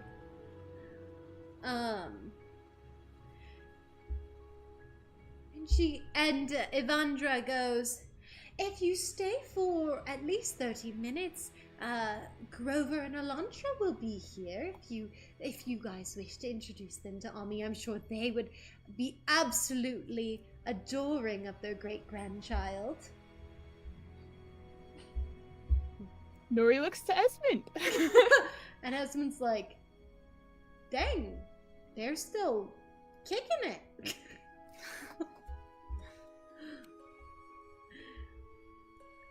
And he's like, they've got to be, what, like 700 years old? 800? And they're like, and Devondra goes, absolutely, they're very old. And he's like, well, I guess it's good to hear that they're still around. And during this time, Evandra and Denman turn to you guys and are like, oh, how did you guys meet? Like, when did it happen? How old's Ami? They could tell he's very young because he's still a kid. But, like, they start asking you guys all these questions that I'm assuming you guys are just answering as you guys are getting to know them. Is there anything in specific that you'd like to ask Evandra and Denman?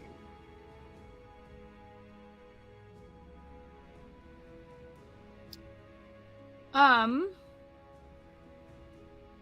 don't know if there's anything specific, but she definitely gets a little defensive anytime, like, you know, traitors brought up, or like, oh, the mark of the sins of the sun, and she's like, oh, well, I think he's handsome, and, you know, like, oh, he's the most handsome, or, you know, stuff like that, and then she's kind of just trying to, like, push back on all of those negative comments.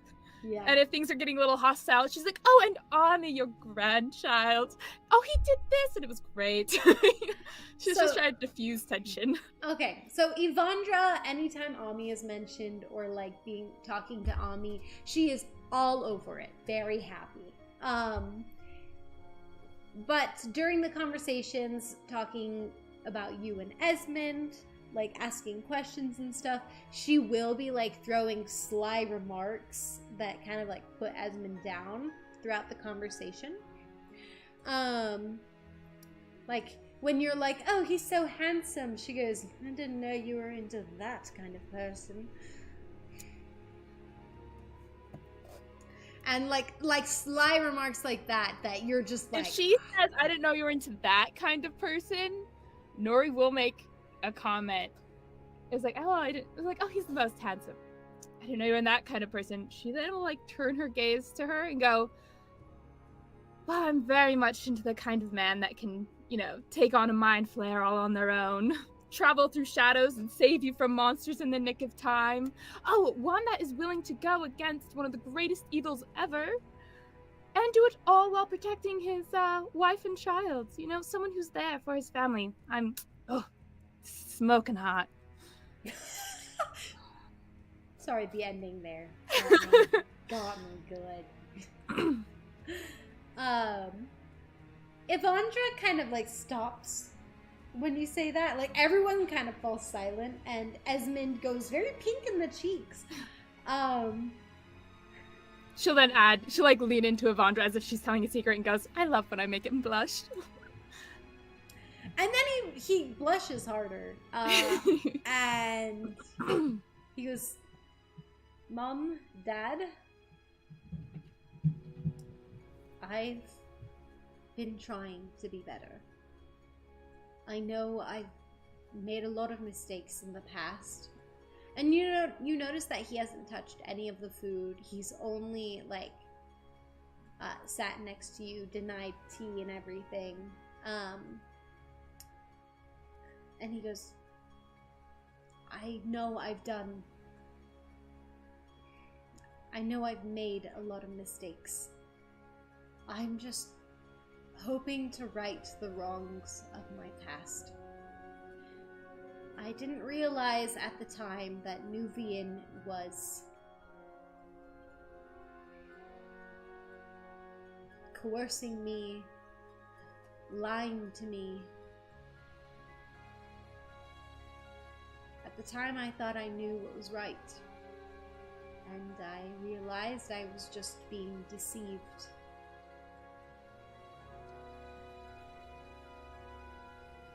And I'm sorry for everything I've done, and I wish I could take it back. All of it. But you know, the one thing I don't regret in this life is meeting Nuri. He turns to you and his hand just like barely like brushes the small of your back as he goes,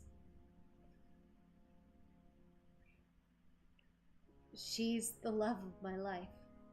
She brings out the best in me, and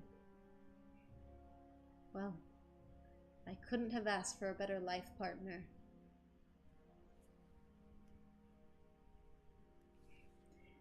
And you notice that Denman seems very touched by this, and Evandra looks like she may have a bit of doubts, but for the most part has accepted it. And of course, she's got to accept you in order to accept her grandson, so of course. Boar seems to, like, the whole time been silent, leaning back in his chair. Not leaning back, sitting back. And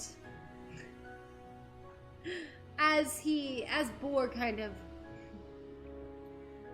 as this happens, Boar's like, well, being sorry and apologetic doesn't erase what you've done. Esmond says, I know it doesn't. That's why I'm trying to do all I can to make it right. Wait, who said that? Was that Boar or was Yes, that Denman? That was Boar. Oh, she... Keep going. And he goes, I'm trying to do all I can to make things right. And Boar's like, well, we can't rewind the past. We can't rewrite the past, can we? And Esmond goes, no. I wish we could. There's a lot of things I would do differently. But I've learned that in order to right the wrongs, you have to try. That just because I've made so many mistakes, as they say, 70 times 7, I've made so many mistakes.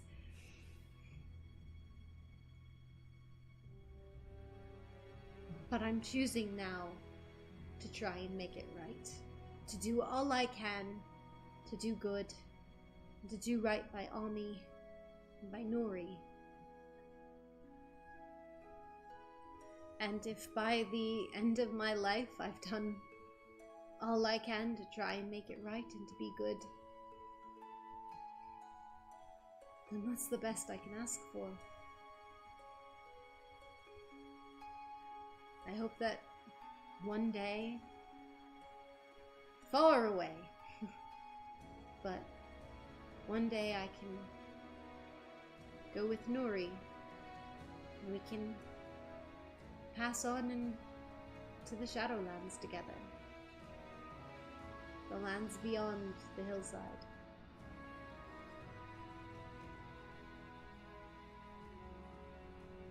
A day far away, for sure. Of She like course, kind of, course. she kind of like pats Ami.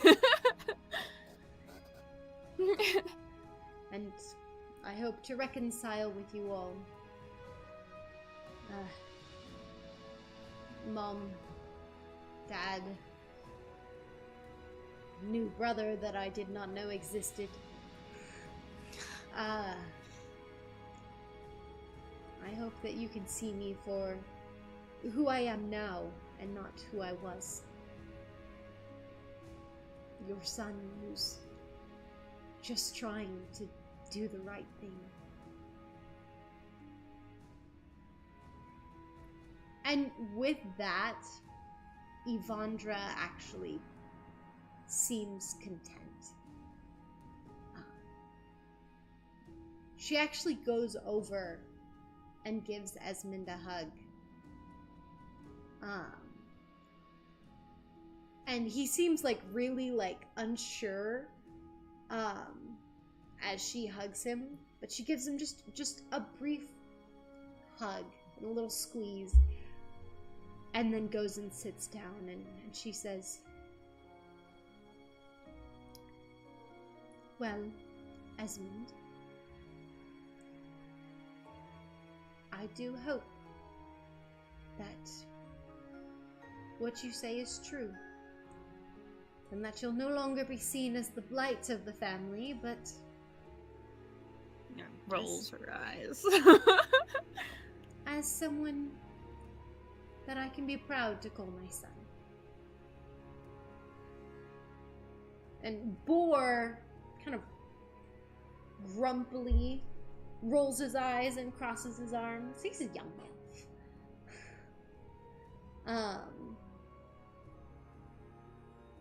He says, "I'm gonna take a walk," and Boar leaves.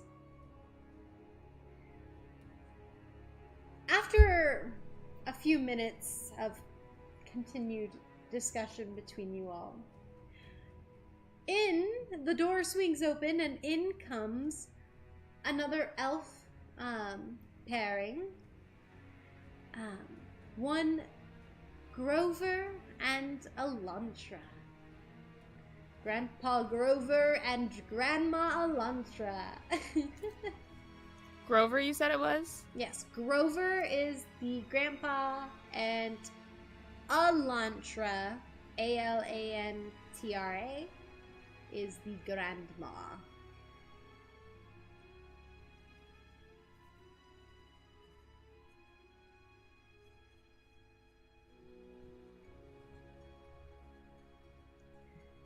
And they come in seeming very confused at first seeing Esmond, but they actually have a very different reaction as Grover's like, "Esmond?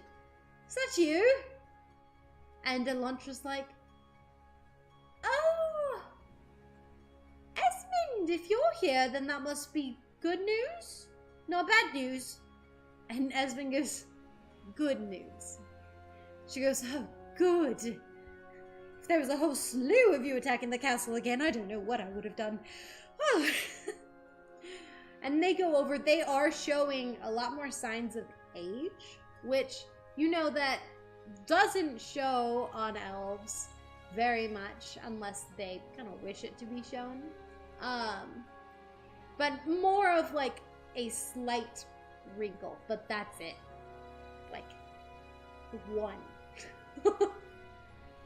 Still very beautiful. Maybe not as lithe or as sprightly as they once were.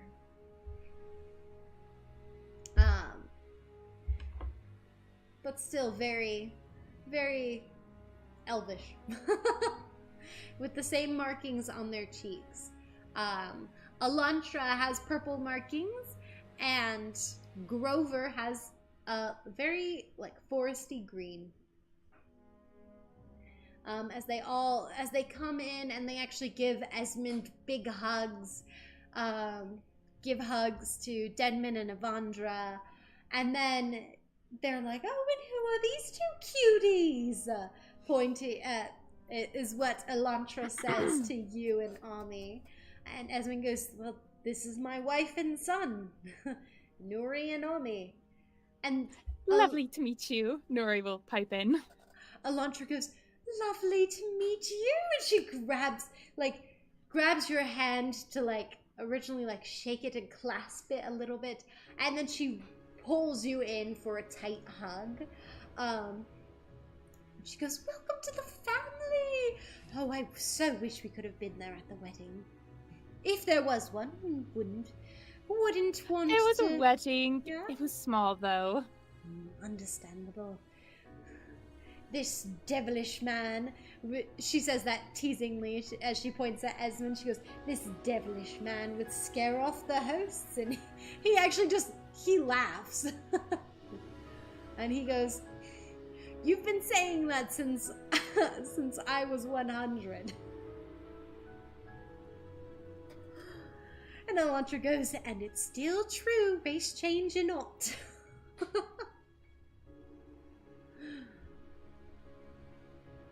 And Grover comes in and he gives you all hugs as well. And They seem very excited to see Ami, as they are now great-grandparents, and it is a very lovely family reunion from that point on.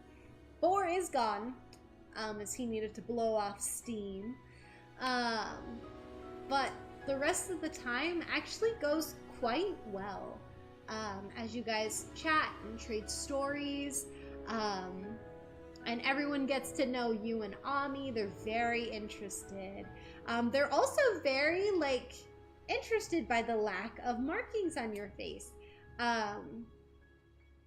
And so they ask you lots of questions about that, your upbringing, where you're from. Yeah, poking, if you let them. And, like, Grover, like, pinches Ami's cheek, not hard, but like a little bit, and is like, "You've got strong markings, just like your grandfather." And Ami seems very, like, excited, and he's stuffing his face with way too much sugar, as grandparents and great-grandparents are prone to do to their grandchildren. Nuri allows it, and sometimes uses him as a shield for tension by being like, "Oh, these are wonderful. Can I get a recipe so I can make them for Ami in the future? He seems to love them." And like, "Ami, why don't you have some more?" I'm like, "Oh." Ami is getting sugared up. It's gonna be a rough night. Yeah. You're not gonna be able to sleep. That's fine. You're like, "Oh no." And with that, we are going to switch back over to Dusty. Very good. Dusty, what have you been researching? Dusty's researching 3 main topics. Island history, the history of, like, this people and how they came to be. Any history they have on the scattering itself, as well as any, like, and as a third thing, if he has a little extra time, just magic in general. Just in case there's any, like, unique stuff that they've found. Okay. You never know. So what you realize, okay. What you realize as you are doing your research is there is a lot on the origin of the island. Essentially, during the time that the great beasts and everything covered the world,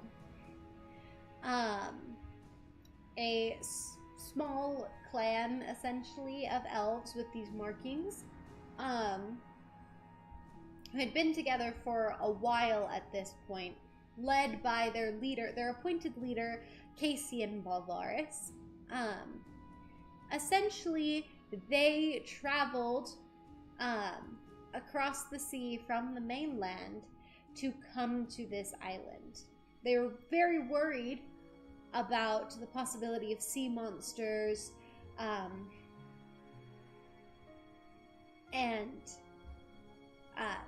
but thankfully they didn't encounter any large sea monsters along their way, which was very good for them, as they were as they were originally crossing the sea. They were crossing with a special package that the Cassian's wife was carrying with them, which is, in the later volumes that you read, is discovered to be the dragon egg, and the Heartstone. They arrived at the island, and essentially the Heartstone, and it doesn't give any descriptions on the Heartstone. Whenever it mentions Heartstone, it just says that it was, that the royal family kept guard of it, or the Balvaris family kept guard of it. And when they came, the whole, like, clan came together to build the capital city on this island, And then several of them split off to go create smaller cities and settlements on the island, still claiming the Balvaris family as their leaders. But they all worked together to build and grow, singing their homes out of the trees, building together.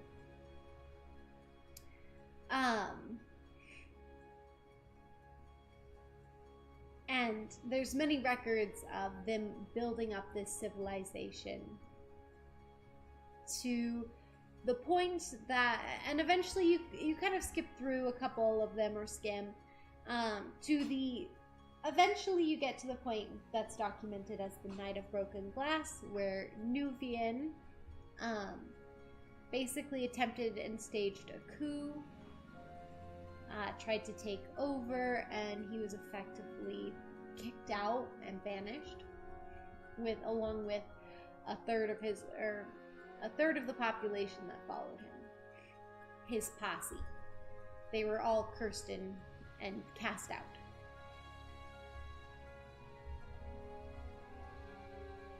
As for the scattering, you know that Cassian Balvaris was involved in,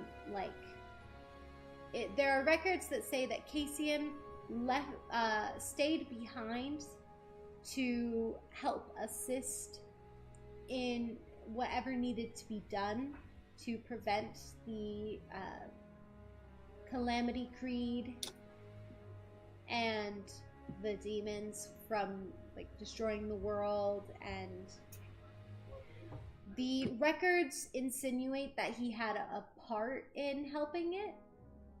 But can I attempt?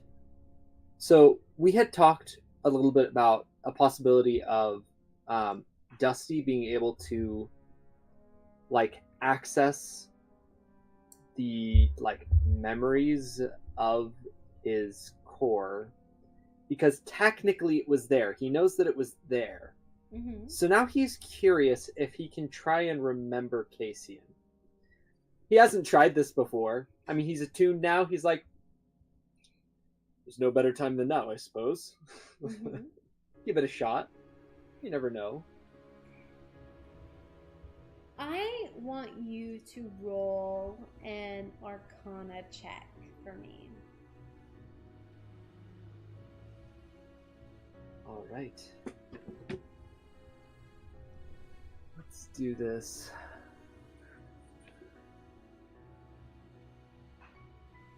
I will use my own inspiration to give myself advantage. Because you rolled a 1. I rolled exactly a 1, yes. Because it was a 2 minus 1. Yes, we're gonna use inspiration real quick, because, I want this to be as good as I can get it. Mm-hmm.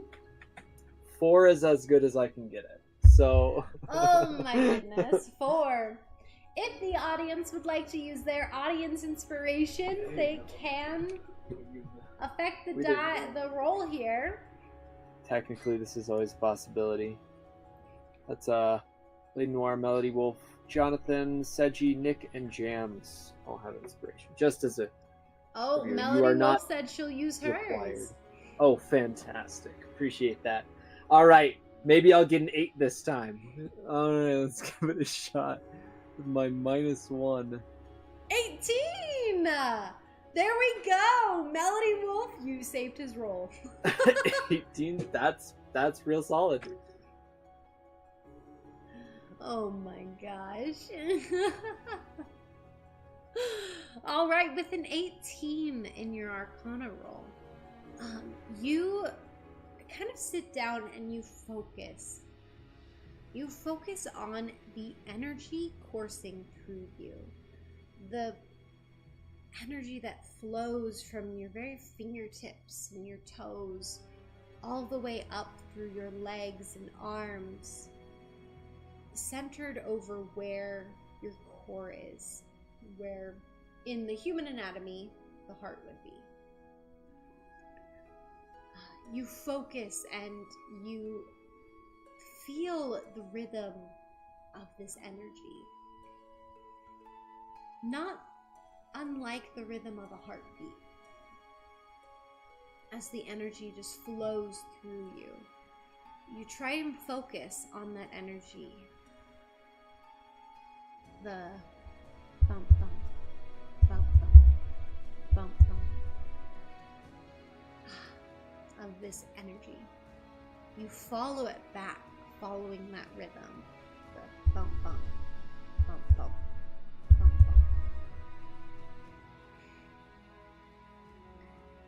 And you focus and follow that to where the core is,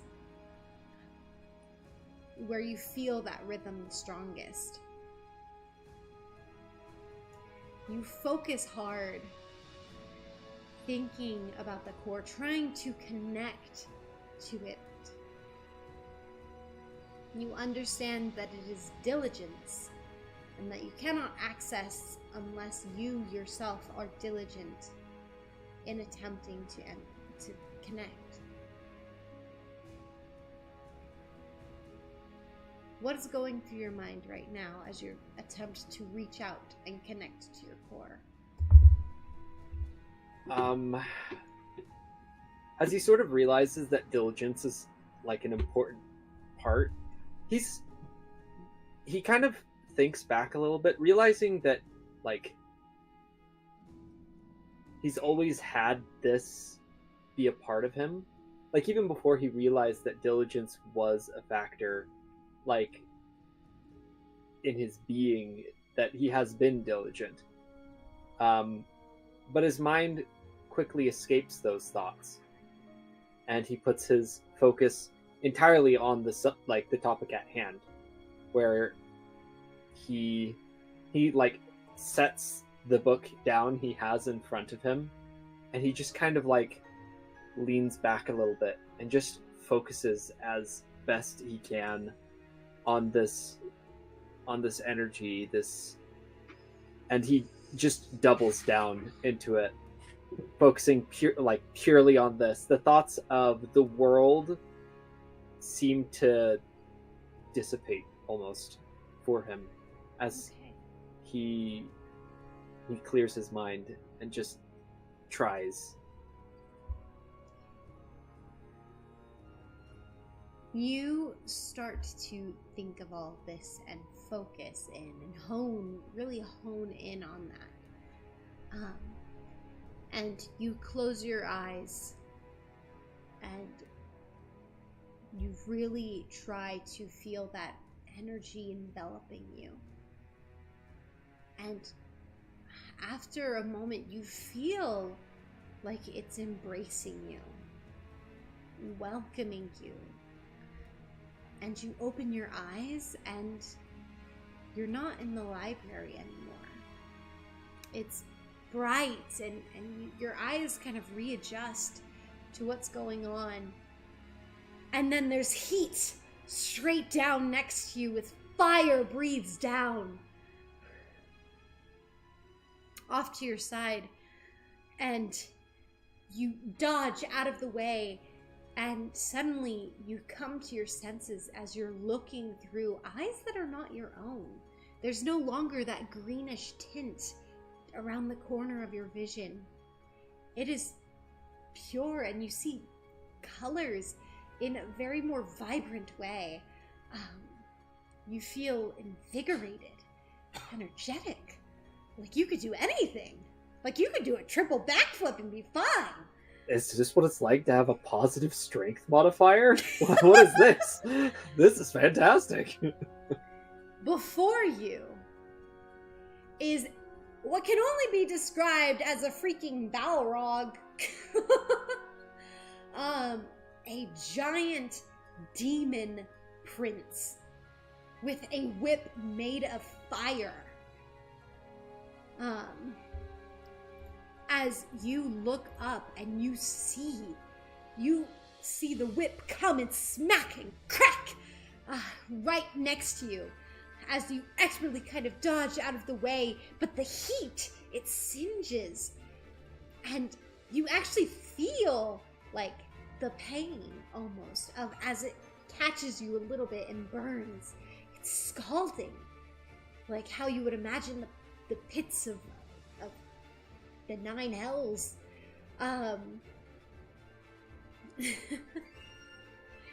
To your left is a tall tower, what looks like a temple almost.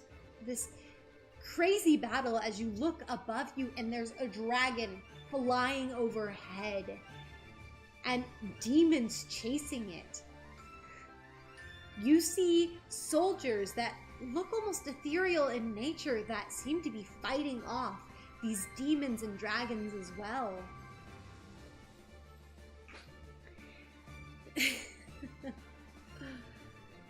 And you are in a battle.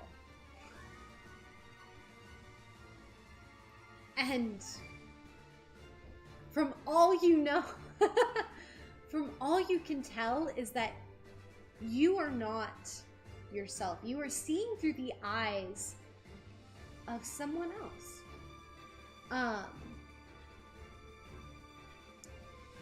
As you expertly use your weapons to fight against this Balrog, the ground rifts open. And now I'm trying to remember what happened. Was it him who fell, or yes, yes, he did. He fell.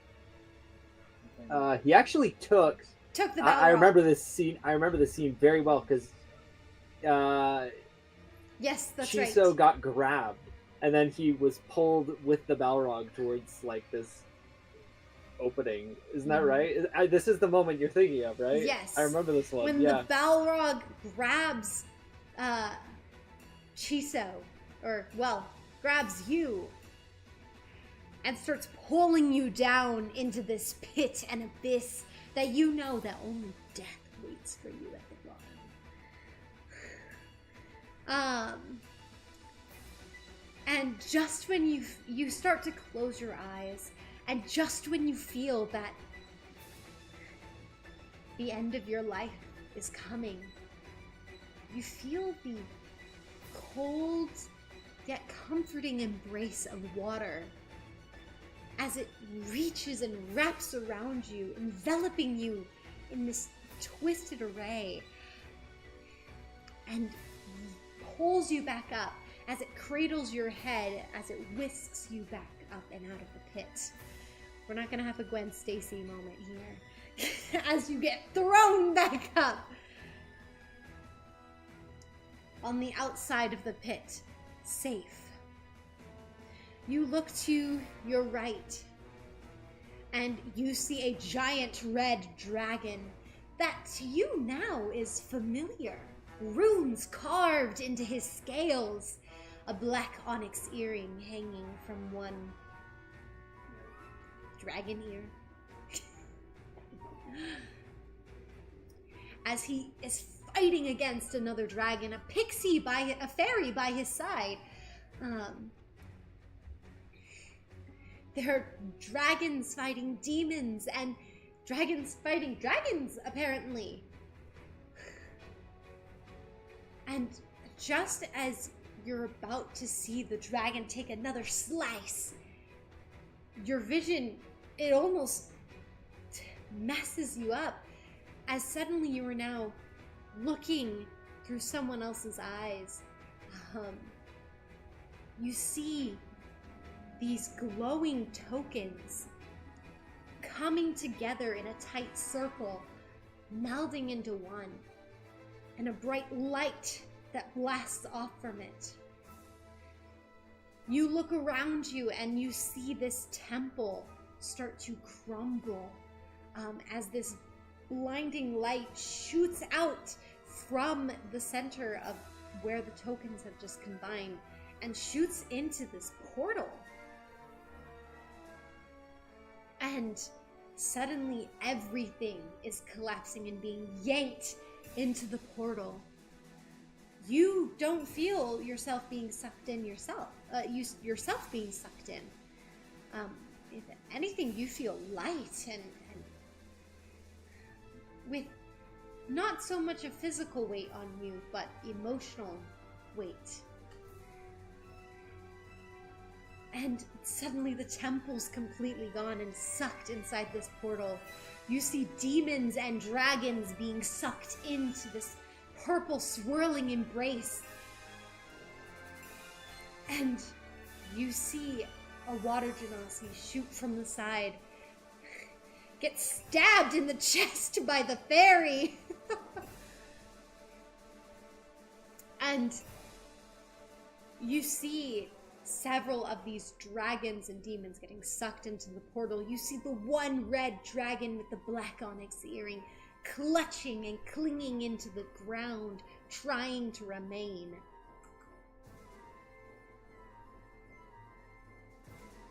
You don't hear anything. It's just what you see and experience. And as you're seeing this, the green starts to come back on the edges of your vision.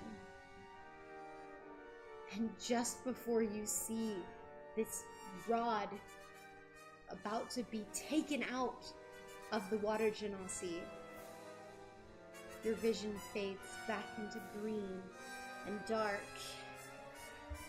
And you open your eyes back into the library. The book by your side. You haven't moved one bit. But here you are. Safe. With no burns or scars. But definitely an experience.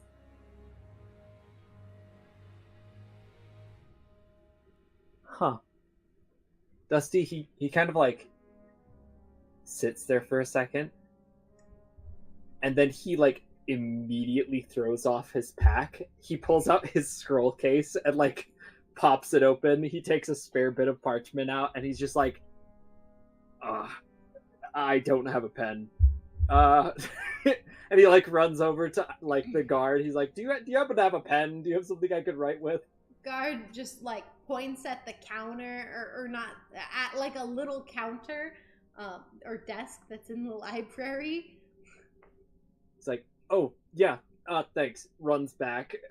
And there's a little cup on there full of pens. Very good. Or quills and ink.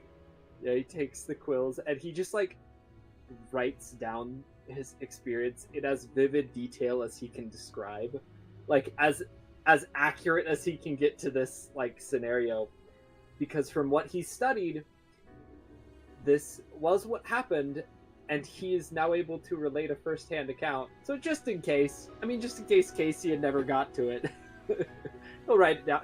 Casey probably drew a picture of it, but I don't know if he actually like wrote down what happened. Maybe his wife did from stories, but I don't know if Casey would have done it.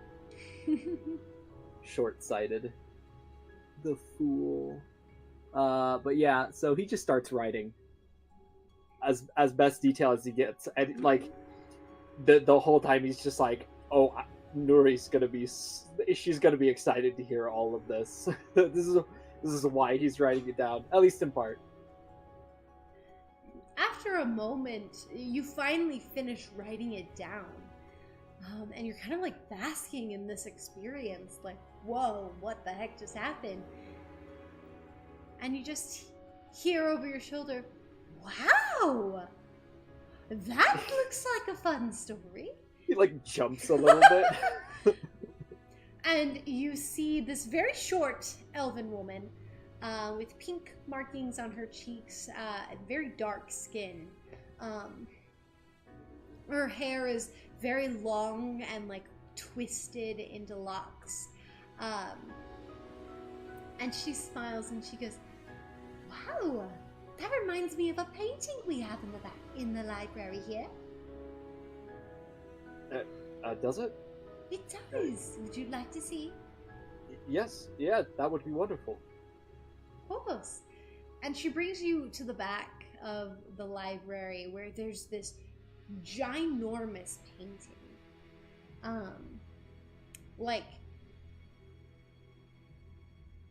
at least a story tall, kind of ginormous painting. It covers pretty much most of the entire back wall. That is just intricately done of this scene of this battle. You see this giant temple erected, and you actually see that like a portion of the temple wall is like vanished, but in an artist's way of being like, we're going to look inside of here, not that the wall was gone. And it shows the water on the floor of the temple. It shows the swirl of magic of these tokens, these 9 tokens glowing and coming together, with a woman of white hair, a human woman is what it looks like. You see a red dragon fighting another dragon. You see a small little fairy darting around the battle. You see a water genasi with water wrapping around his arm and blasting out. You see an elf, very tall, with autumnish hair, markings on his cheeks, fighting demons. And you see demons and the Balrog prince, essentially, and a golden dragon. And you see this portal, a purplish glow with a beam shooting into the sky. And this whole battle seems to be taking place in a very deserty, dead area.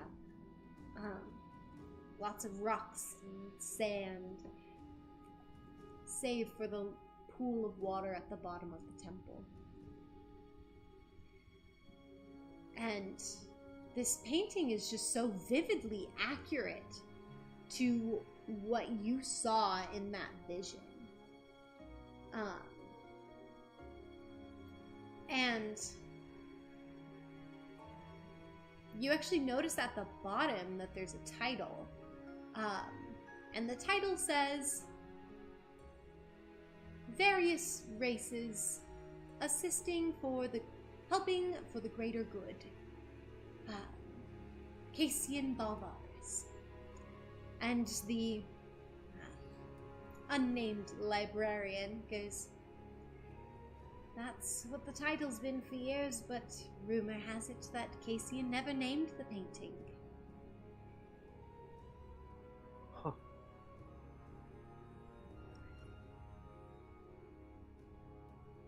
Thus he just kind of like shakes his head. He's like, it seems like a bit of a magnum opus to me. A magnum opus? Yes. A final grand painting, perhaps. I mean... It was his last.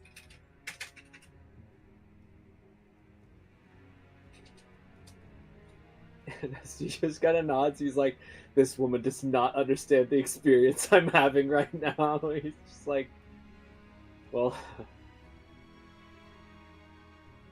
thank you for pointing this out to me. Do I see Cassian illustrated here? Yes. Okay, so he is there. Mm-hmm. Okay. Some say that this was one of the events that he had to go through to help with the end of the scattering. But then again, the gods were the ones that ended that, I'm sure. From what we know in our histories is that Cassian did not wish to talk much about his adventure in assisting ending the rivalry between demons and dragons, but said that he hid nods to it in his paintings. And the final painting here was supposed to depict a great battle that took place, probably to end the war. Not sure which side won because they all ended up leaving, but here it is. I think humanity might have won that one. Very accurate.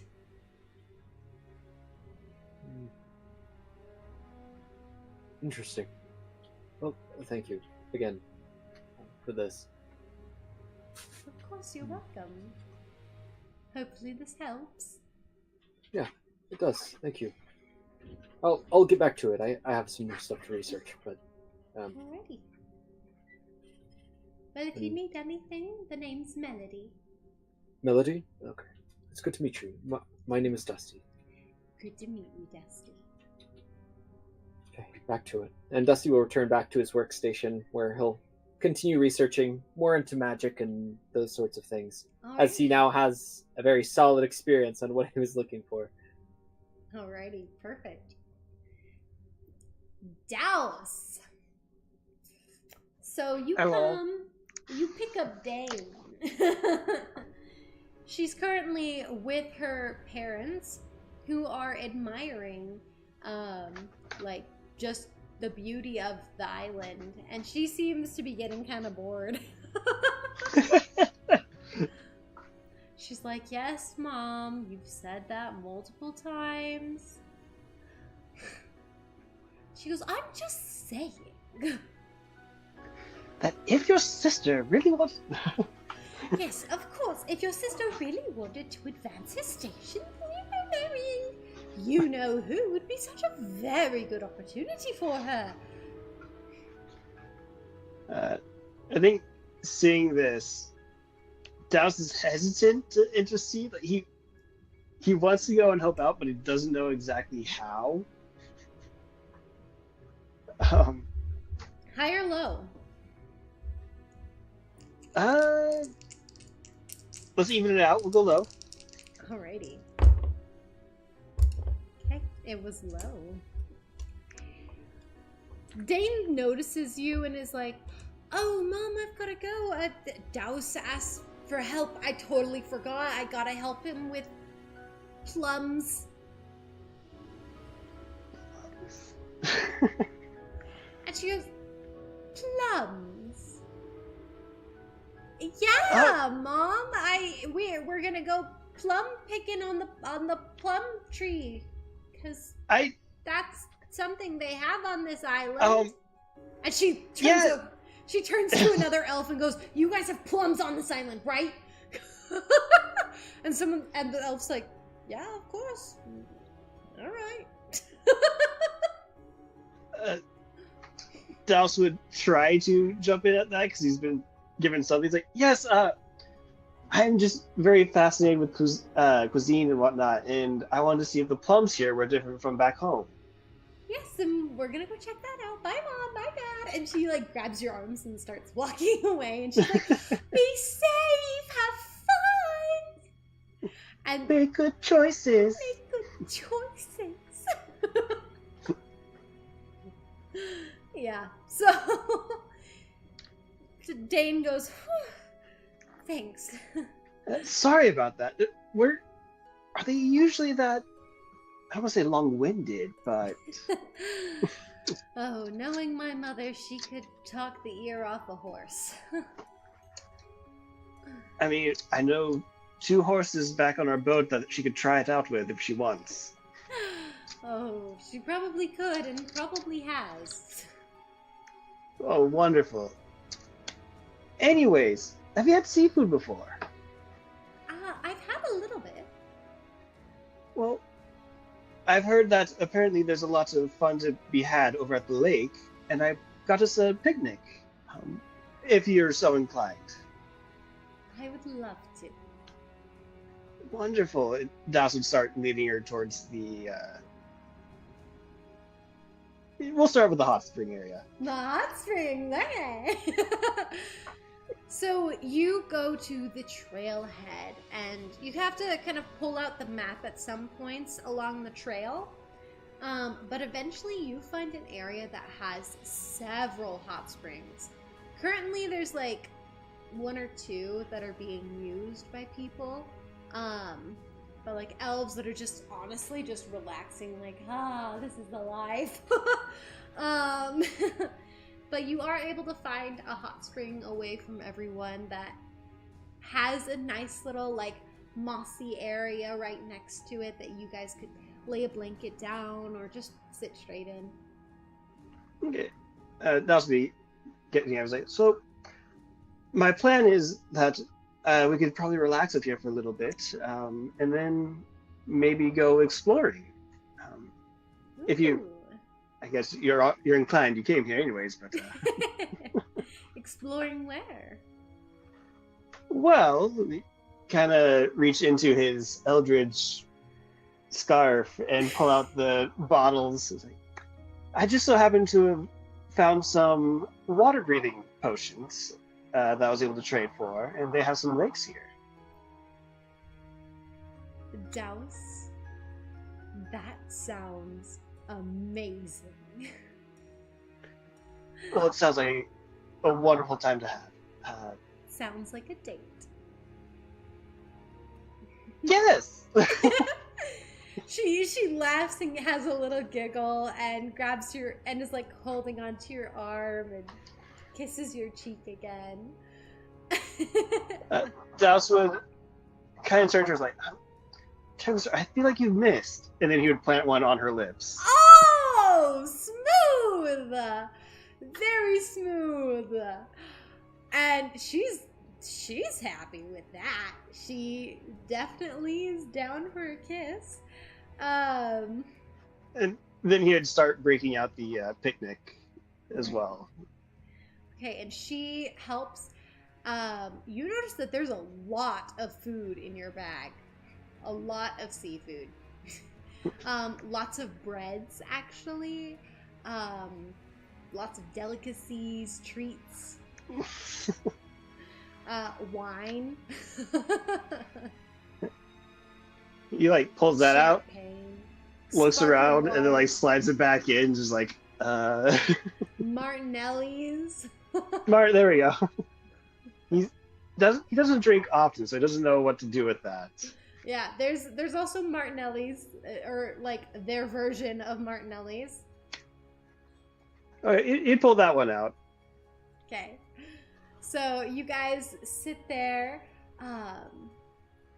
and she's like, so, picnic? Are we hopping in the hot springs or just picnic? We could hop on in. I mean, we'd have to be careful with the bread and such, but we have a few other Of course, water-friendly meals. I was just thinking we could dip our feet in while we ate. That works out. She takes off her sandals and just hikes up her skirts a little bit as she like just puts her legs in. Okay. I myself am going to be a little awkward because I wasn't planning to roleplay a date, but we'll see how this goes.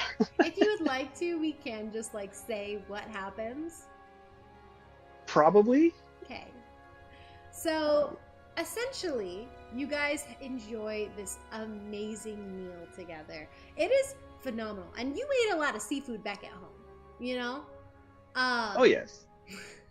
That's kind of the majority of what he had at first. Exactly, right? But this is so freaking good because they took like seafood and mixed it with so much more. With like herbs, fire, you know, cooking it and all this. Just like, it's absolutely amazing. And you guys are having a great time chatting. After a while, she does end up changing into like more swimwear. I mean, it's not like she has like a swimsuit because it's medieval times, but like essentially what they would use for swimwears, you know. Oh yeah. You know, nice like weird. Somehow they have like polyester clothing or not polyester. It's water retardant or Cotton. yeah, cotton. Yeah, essentially. Whatever the medieval version of a swimsuit she's in. Yeah. And you guys are able to go swimming in the underwater lakes. Would you like to describe your guys' experience in the lake? Douse would definitely go around looking at all the sea life, seeing any similarities to the ones from back home. If there's anything he recognizes, he would definitely try to either, if it's small enough to like catch it, play with it a little bit, so that they can.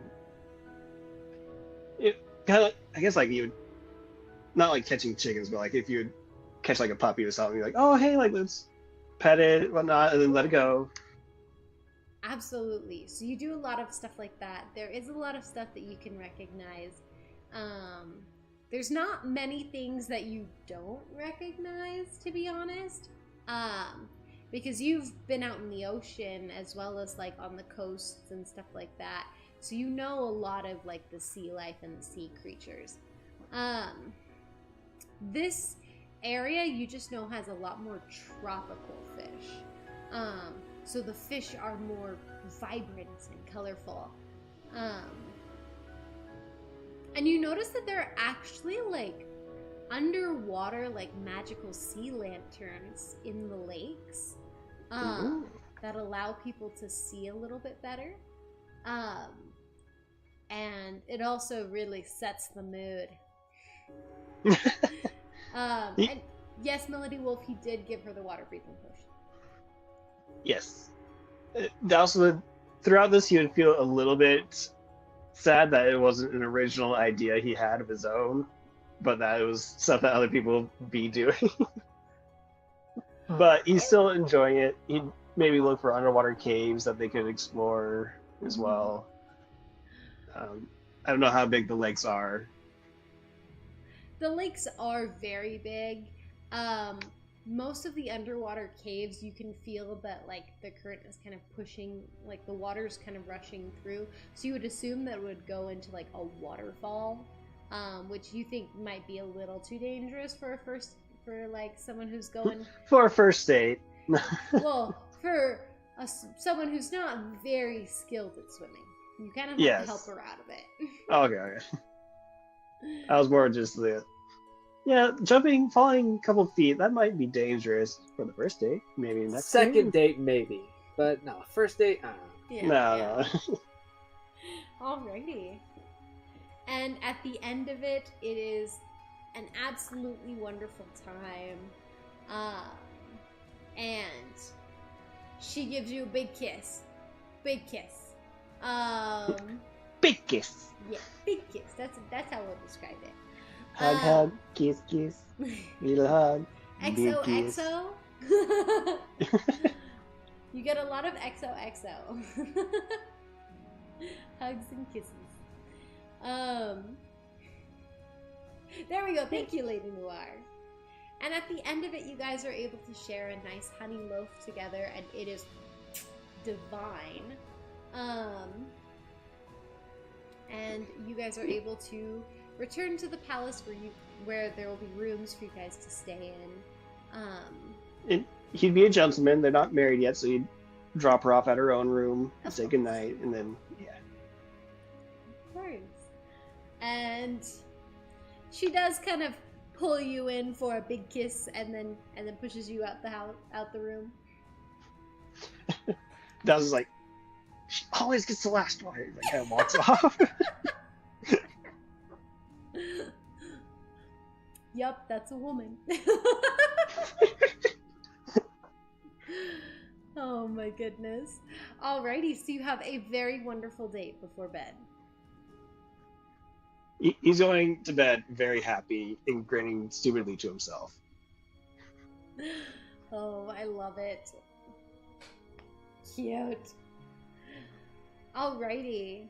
I would go to Amaris, but she is currently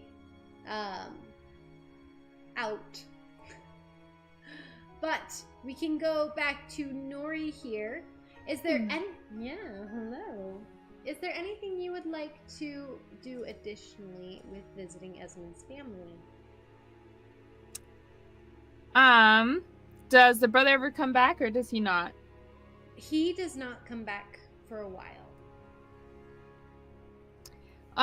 During the big conversation, to whoever seemed to be most open to Esmond?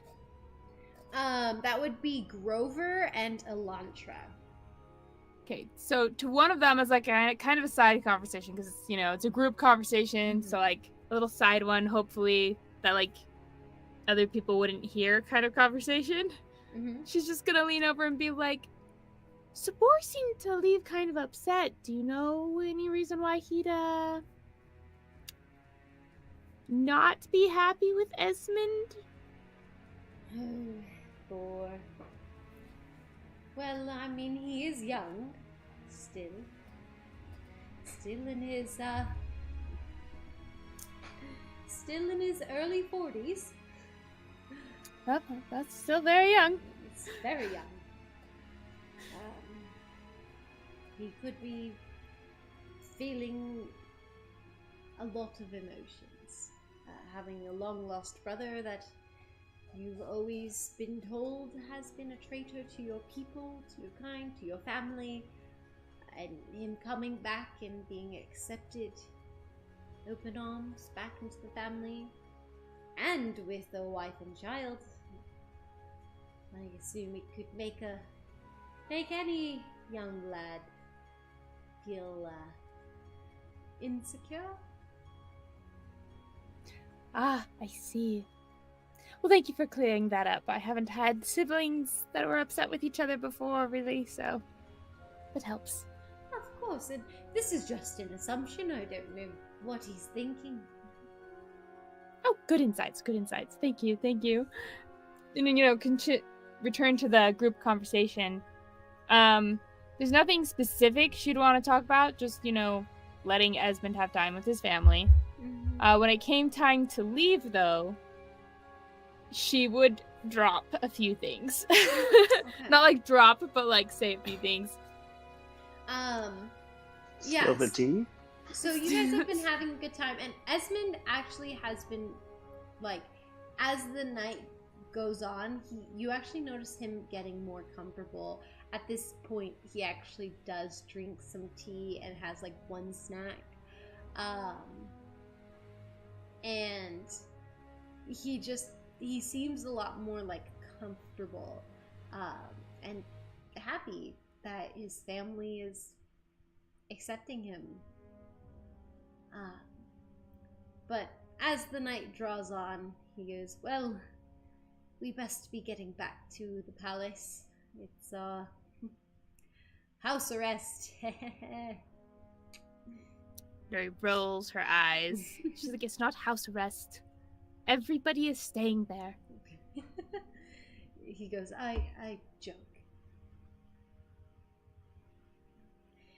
Well, it's such a shame to have you all go so soon, Ivandra says as she just like gives Ami one last snuggle and lets him go back to Mama Nuri.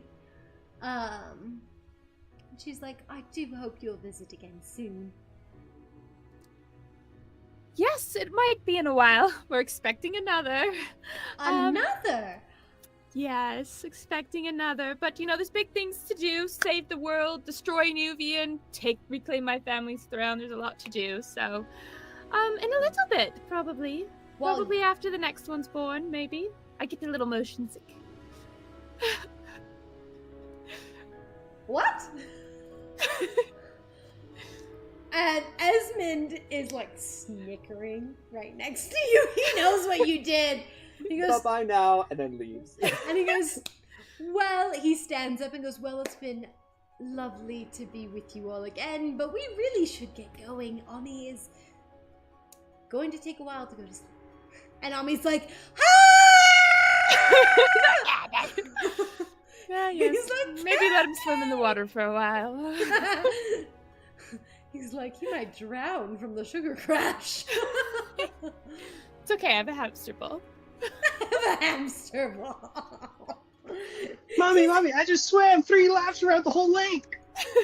I'm sorry, you said the hamster ball, and I can only imagine him in the hamster ball, like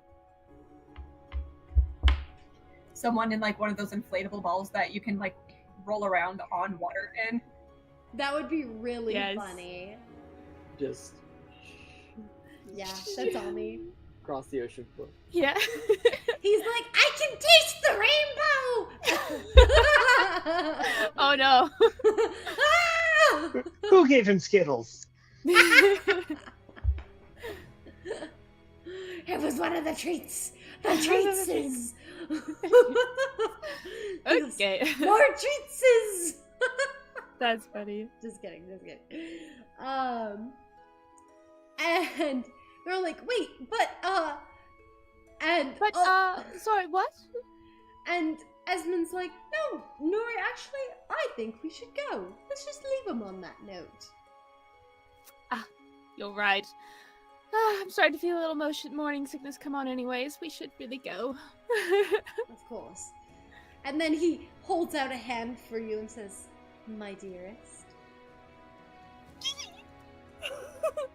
And she puts her hand in his and goes, my love. And then he puts his other hand on the small of your back and escorts you towards the door.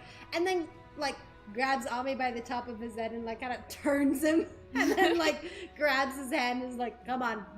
And he's like, Candy. Candy. Candy. And he's like, alrighty. You're going to have so many canker sores after this. And as, like, Evandra is like, what? But you can't just drop a bombshell like that and leave? Like, as she's kind of, like, frantically being like, what the heck? You actually notice that Elantra and Grover, the, like, great-grandparents, they're both just, like, sitting back and they're smiling like, yeah. And Grover, like, looks at Esmond, like, catches his eye, and he's like, got yourself a good one. And Esmond's like, I did. And you guys are able to leave his family home, then be surrounded by guards, and be escorted back to the palace. They say that there's a room, that the rooms are big enough that Ami can probably run laps around it and run some steam off. Run some steam off. Good. As they're walking, she will then, like, lead into Esmond and just, how are you feeling? Surprisingly, good. Oh, I'm glad. Thank you, Nuri. I love you. I love you too. It's a shame Boar wasn't around for that last part, though. Would have been nice to rub it in his face a little. I think it'll be better for him to hear it through the grapevine. True. He's supposedly in his 40s. So recent. Recent. Very young. Yes. Nuri, I don't be upset about your own age.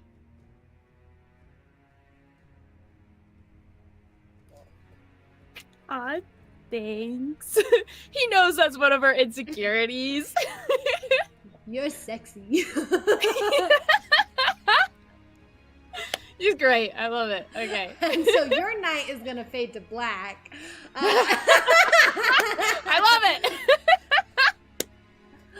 Awesome. As for the rest of the party, Amaris, hello. As you finish an amazing dinner, by the way, with none other than the resident crown prince. It starts to get late in the evening, and he says, well, we should probably get you back to the palace. Wouldn't do well starting an adventure off on a late night. That is very true.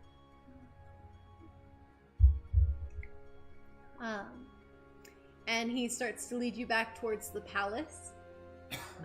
lead you back towards where your room is, where it's like this little like quarters area with several doors in it that all the rest of your party has rooms through. Well, okay, sorry. I should probably re-clarify. So it's like one big massive hallway, and along this hallway are a bunch of doors that are rooms for you guys. The hallway, in one direction is the throne room, and in another direction is some other stuff you guys haven't explored. But all of your rooms are like in this same hallway, essentially.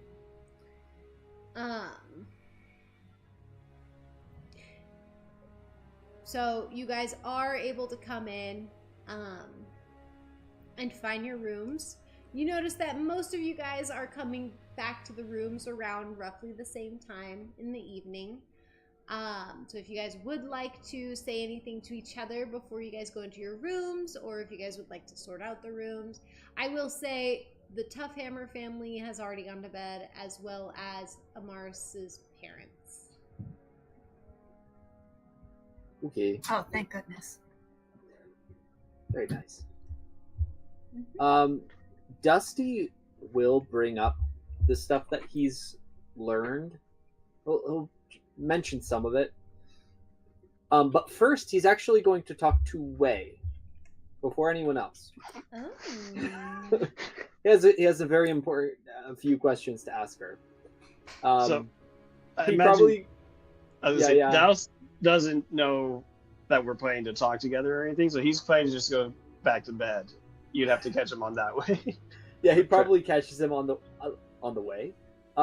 Yeah. And then he'll be like, "Hey, Douse." He seems really excited. And He's Douse looks very smitten. Oh, I'm glad. Yeah? What's up? That's usually like, "Oh, seems like you had a good day." I had a great day as well. Can I talk to Wei real quick? I have a couple questions for her. I'll see if she's willing to talk. Absolutely. She says yes. Okay, wonderful. May I bring in my bearer on this conversation, or did you want it just between the two of us? I mean, sure. Douse is totally able. It'd actually be kind of interesting for him as well. Well, Sure. if my theory is correct. Do we want to get out of the hallway real quick, and we can? There's like an elf walking by. He's like giving us weird looks. Yeah. As you guys are just like staring at each other. Yeah, heroes. Walk, walk, walk, walk. Yeah, sure. I suppose we should probably. Those heroes are weird. They just stare at each other. We're just like. I wonder if the guys are they a thing? No.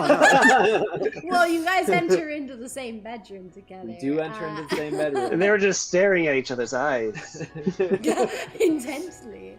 It's like they knew exactly what each other were thinking. It was wild. Well, I don't want to be outside their bedroom. But you guys enter into Douse's room, and Douse, you actually know that, like, take note that this room has like been decorated to look like the ocean, and like the covers and the pillows look to be all these like nice sea blue colors. Like the bed itself looks like waves. I don't know whether to be amazed at how amazing this room is, or that they knew I was going to be coming here and they had all this stuff. I mean, they had a couple hours. Right, not that I knew I was coming here, but the fact that they made things like this. So, Dusty, as you guys enter the room, he's like, "Okay, so, real quick question, Wei, you didn't happen to be there at the final battle, were you?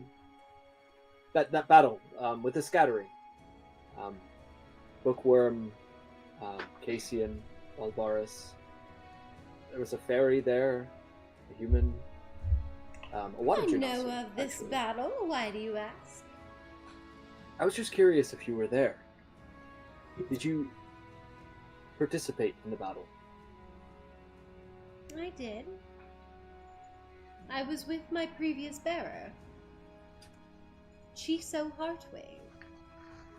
She's so hardway. I remember you mentioning that name. So he was the one that was in this big fight then. He was... Correct. He was a great warrior. Very... a very good soul. Yeah. Not to brag about him, but he took down a prince of, well, the demons.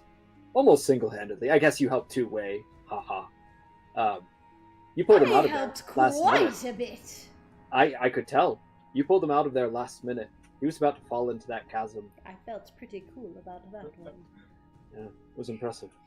I'm sorry. You're speaking as if you have seen this. Oh, yeah, sorry. Context. I probably should have started with that. Yeah, so I did a little bit of research. But the research kind of left me a little bit underwhelmed. Mostly just things I've heard before. And I think I found a way to almost link back. I think it has something to do with the token of diligence inside of me, but I was able to witness some of what happened that day. Dusty, may I enter into your thoughts and look at this?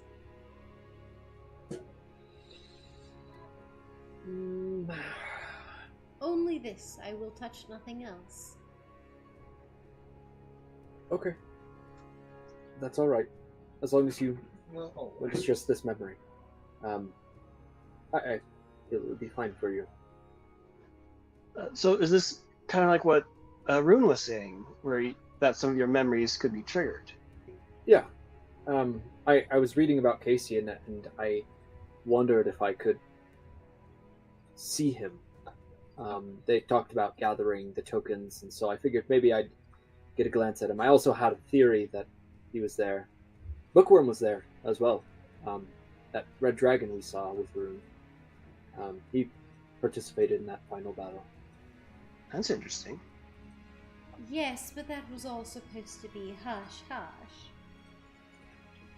I will keep it hush-hush. And From she this goes, point forward. My, what an experience.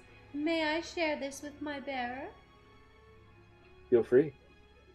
And in a split moment, Douse, you see this vision within like a second, but it feels like you experienced it the same way Dusty did, as she shares that with you. Douse is hit by sudden whiplash of just... Oh! That's what I did. You fall on the bed and it is so comfy. It's a water bed. Ooh. That's why it's comfy to you. He instinctually starts trying to swim back up. He's like, oh.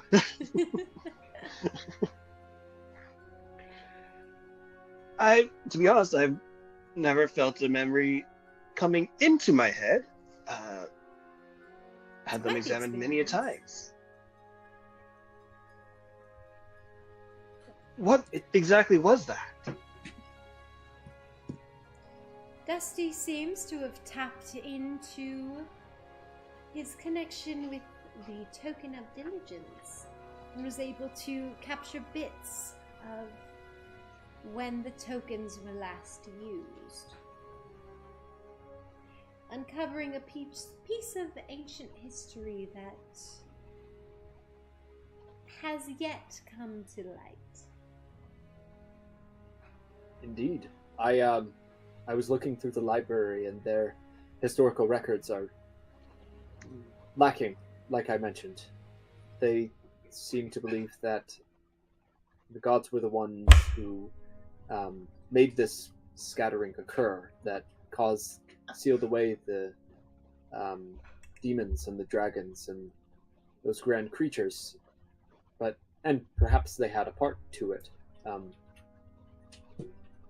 The elves here, with the markings, from what I understand, have been blessed by Heifer, and it is likely that Heifer prompted Cassian to assist in this quest with the tokens. Although I don't fully understand all the details, that's just a theory of mine. I wonder if, and I'm just spitballing here, but I believe that the Heartstone might be Heifer. It's just a theory. I don't have any way to prove it. I'd love to talk to Nuri about it when I next see her, but I mean, and he gestures to your wrist, Douse, and he says, if Wei, a being of such grand power, can be contained, at least partially, a consciousness inside of a piece of jewelry, I could imagine that a god would need a equivalent power scaling jewel something. Wei doesn't claim to be a god or goddess. Yeah, from what I understand, she is a powerful being, though. Of some sort. I am a very powerful being. Yes. I am not quite a god. I can connect with them. I am the sea itself. Definitely be careful who you say that to, because, I mean, we're talking gods here. That could be taken very negatively. For sure. You could get struck down if the god hears you say that. Yeah, it's just speculation. It's But very interesting. It's a thought. Curiouser and curiouser. But either way, I thought it was interesting. I was hoping to find something to help us with. Okay, I was just curious, but the point is that I found it really interesting. I even saw Cassian had finished a painting, an illustration of this last battle, but it seems like he was pretty hush-hush about the whole thing, apparently. I mean, Wei clarified it probably should be kept a little bit on the down low. But I don't know. I just find it interesting. That last battle. Shiso was incredibly fit, by the way. I don't know if you felt that the same way I did, but he was incredibly fit. I mean, he was a little impressive. Very fit.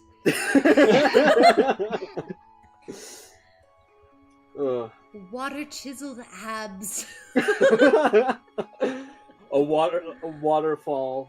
Just Dallas was like jealous of me, like kind of check out his own, just like. And she'll be like, "Oh, do not be worried, Douse. A baker's form is still wonderful. I have abs. It's lovable." It's lovable. I mean, man. he's not out of shape. He is a monk and he does his training, but he is semi-jealous at this moment. Maybe a little bit. But Douse, do not worry. You still have the girl. I'm sure Chiso would have gotten many women, but he was on the run from dragons, fighting great beings. I can imagine. He didn't have I time. fight great beings too. You bicker with one on the daily. Yes. And before you ask, we can go and check it out in the morning. I assume you already want to go at least see the Heartstone. Yeah, I would love to show you. That was and the rest of the party as well. Yeah, that was mostly directed at Wei because he's assuming Wei's gonna ask to go over. But yeah. Oh yes, Wei Of course too. I'd love Oh to yes, see it. Wei as well would like to see it. I think it would be best if we were to gather the shards of hope in the morning and go check it out. You want all of them? Yeah, we can invite them. I personally would like Nuri to investigate it. My understanding of magics beyond that what I do is not very in depth, but I'm sure with True. Nuri's help we might be able to get some insight on that. I was assuming they would be wanting to head out as we do have the time limit, but we can definitely. I mean, if We'll be quick. We'll be quick. Yeah. It'll be fine. I'm sure it'll be fine. I'll just press the speed on the boat for the next couple days. And I was gonna wake up earlier, but if we're all going, we can set up a time. Yeah. As you guys agree to this, and assumedly you guys are separating for the night to go and head to your respective rooms. I mean, Douse is staying put. Yeah, He's Douse in is his staying room. in his room. Yeah, I'll go over to. For all of the elven members of the party, your rooms are absolutely gorgeous, decked out in so much greenery. Very much so like you're just in the forest. Nuri, we already said you're fading to black, so we're cutting that on you. Amaris, this room is just absolutely lovely, gorgeous. You feel like just one with nature. Like you just feel it feels very comfortable in here. The bed is so comfortable. Dusty, when you get back into your room is just kind of like a plain old room. It looks more like a tavern room. It's still very nice and cushy, but it looks more like a tavern. It seems like they had been trying to make the rooms akin to your homes. And Dusty, they just assumed you're like humans, so like tavern maybe? They're like, what should we do for him? I think he's a human. Are we sure he's a human? I'm pretty sure he's a human. Did he say anything otherwise? No. We'll go with human. No, wouldn't the pointy ears stick out of the I feel wrapping? like stick out or like press weird, but it's like totally like flush. Yeah, so like human probably. It's not quite as tall as Goliath's. Yeah, it's not a giant. I mean, he's not. He's got to be just a tall human, right? Yeah, he's got to be a tall human. Yeah. So that's why they're like, all right, what are humans like? Normal rooms? I guess we can take out all the plants and make it as normal as possible. Which is kind of sad because you're a druid. Oh well. But they try to make your stay as cushy as possible, and in every single room there is a fruit bowl and a treat tray and lots of drinks. So very cushy rooms. As you guys are about to go to bed for the night, turning in, each bedroom also has its own private bath.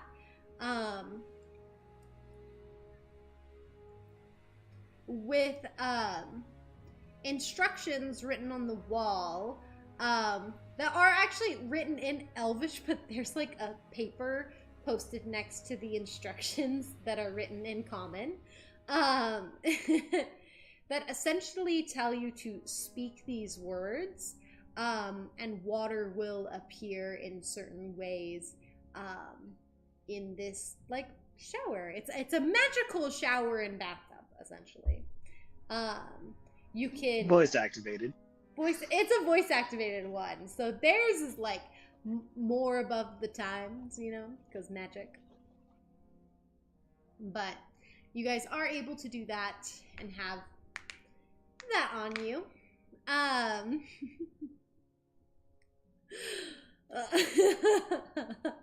Also, I love Lady Noir's comment. That's funny.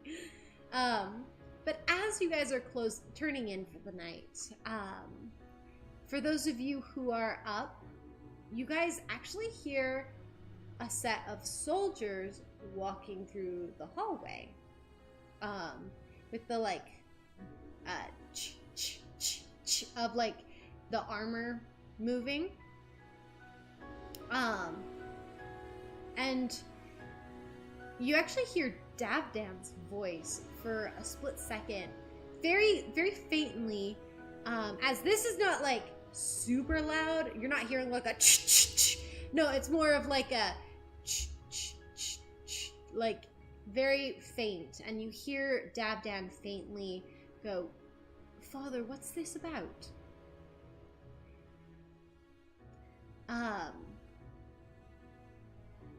And he says, "Just come with me. All will be known soon." High or low? Hi. Okay. Boom. And then I'll roll for it. Okay. I will say this now. Dallas will be asleep because he is assuming we're in a place that has a harbinger, and so therefore a harbinger of virtue. So Yeah, you know. he's being a little too trusting, probably. Dusty. So he kind of got ready, cleaned the dust out of his feet, that sort of thing. As he was getting ready for bed, and he probably even like laid down, but he hears this, and he still like perceives things while he's asleep. So he just kind of like gets up. He's just like, I'm gonna see what this is about, and he is going to use his wild shape to transform into just like a spider, like a house spider, something very small, and he'll just kind of follow along the walls and try to listen in on their conversation. Okay. Amaris, are you staying asleep as well, or?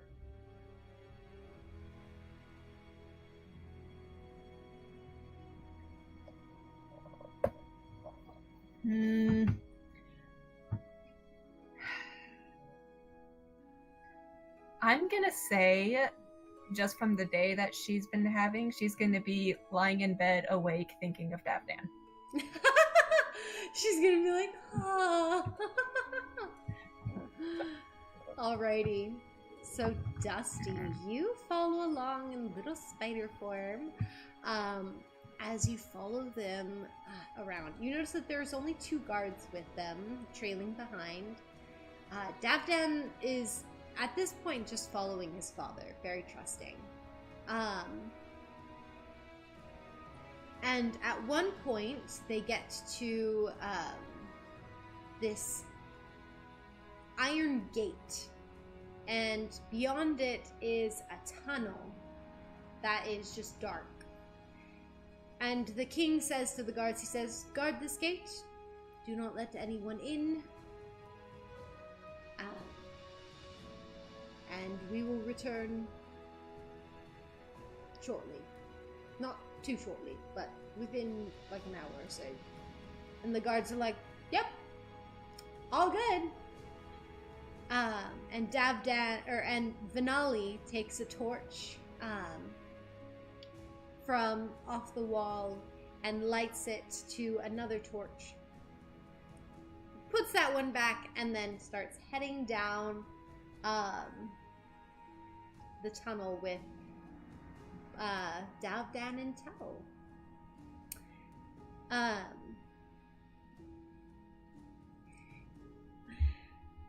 As they continue down this tunnel, you're just kind of following them. At this point, you're kind of not as fast as them, so you are able to catch up a little bit, and you kind of jump onto the hem of Vinali's robes.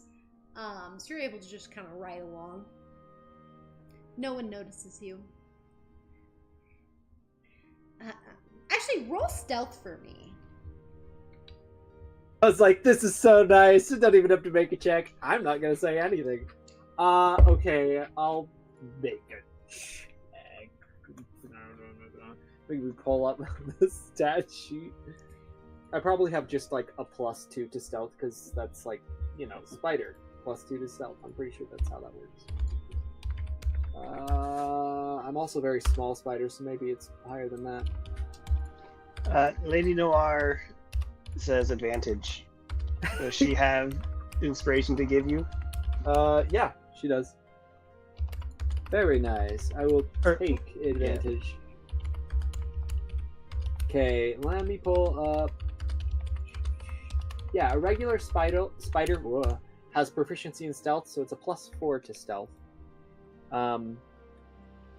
So we're gonna roll stealth +4 with advantage. So let's just roll 2d20s and add 4 to whatever they are. Okay, so that is a 22 for stealth. 22. With advantage. Thank you, Lady Alrighty. Noir. 22. You feel pretty stealthy and you feel very unseen. You've kind of gotten over, so you're like a little black spider and you've kind of attached yourself to a dark part of the cloak that is like black in material. So like you're like invisible almost. And you notice that they walk for quite a while, actually going very deep down, and what seems to be in the same direction. You notice that it gets colder. You start, like, hearing more water droplets as you see little tiny puddles everywhere. And Davdan just seems very confused. And eventually, this tunnel ends at a wrought iron door. And Davdan's like, Father, what's going on? Hopefully nothing bad, I hope. He goes, no, son, it's nothing to be afraid of. And he knocks. He goes,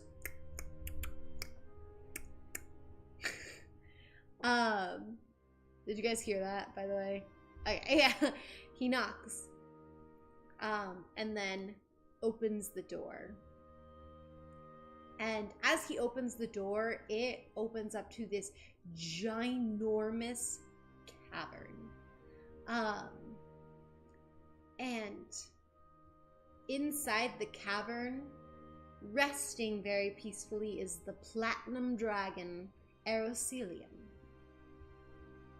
with a hoard of treasure. Vinali states, this is not our treasure, this is his treasure. So do not touch anything. Is what he says to Davdan, and Davdan's like, not gonna touch. I know better than to mess with a dragon's hoard. And Eroselium kind of lifts his head. You notice at the very far end of the cavern there looks to be like an opening. Or well, not like an opening, more like a pond. Big enough for Eroselium to sneak through so he can get up. It's like an under the ocean cavern. That's his lair. And Davdan's like, oh my gosh. His lair. We have direct access from the castle? And Vinali's like, yes. But only a member of the Balvoris family is allowed down here. And Dusty! Yes, and Dusty, because he's sneaking. The dragon lifts his head, and Dusty, you feel like the dragon has spotted you. It seems to be looking directly at you. He's just is like completely still. He's like, maybe if I stay still. Same logic with the Sphinx, by the way. He's like, yeah. Nobody would notice. Don't He seems move. to look at you unblinkingly. And then Vinali is like, Eroselium. And his gaze, like, eyes narrow towards you and then turn up. And then he turns up to Vinali. He goes, King? And Vinali goes, it's been a while since we've been down here. And Eroselium goes, almost 80 years? It's been quite some time. Sorry, I realized I wasn't doing it right. It's been almost 80 years? It's been quite some time. And Vinali's like, yes. But if here Davdan is about to head out into the world and help the Shards of Hope group in their quest to restore the Heartstone and save the world. So I wish for him to be prepared. The Platinum Dragon sits up. Everything kind of creaks. And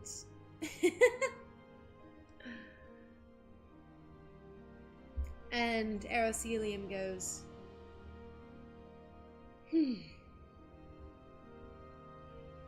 all right.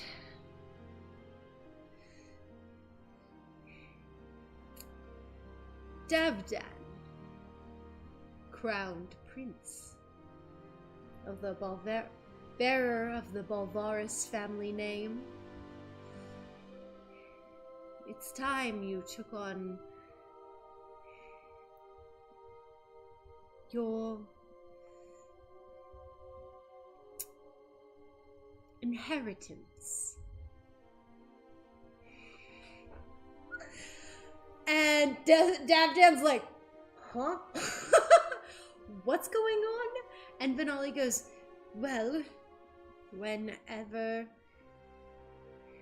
either the father sees fit or you come of a certain age, it's time for you to receive your inheritance from the Platinum Dragon, from the Arocelium here. The blessing of the Platinum King. It will grant you abilities that will help you in the world out there. And you'll need them. And Davdan's like, why? I mean, like, no offense, Arocelium. But like, why now? I mean, yes, we're gonna go fight Nuvian, but like, I fought with him before. I wrestled. And Venali goes, Nuvian has these abilities as well. You'll need to gain them from Arocelium here, so you can understand what you'll be up against.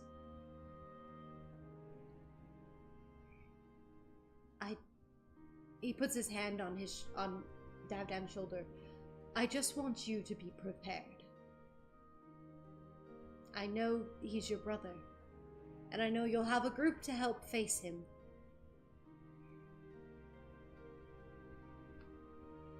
I just want the best for you, and I want you to return home in one piece, preferably.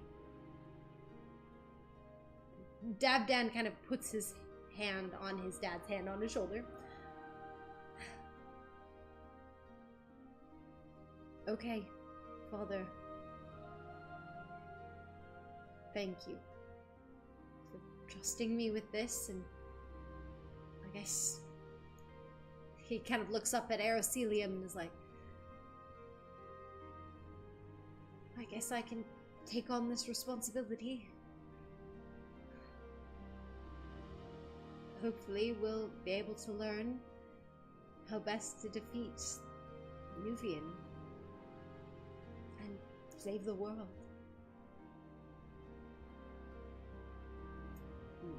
Venali says,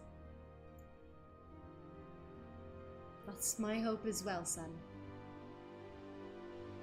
Now, Arocelium, would you do the honors?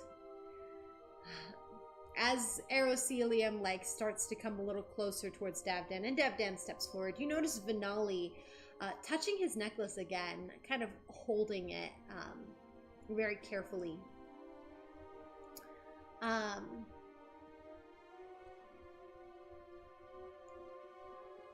Arocelium turns to Davdan, and you see him kind of bow his head towards Davdan, and brings a claw through the ground, bringing it in, almost literally bowing to Davdan.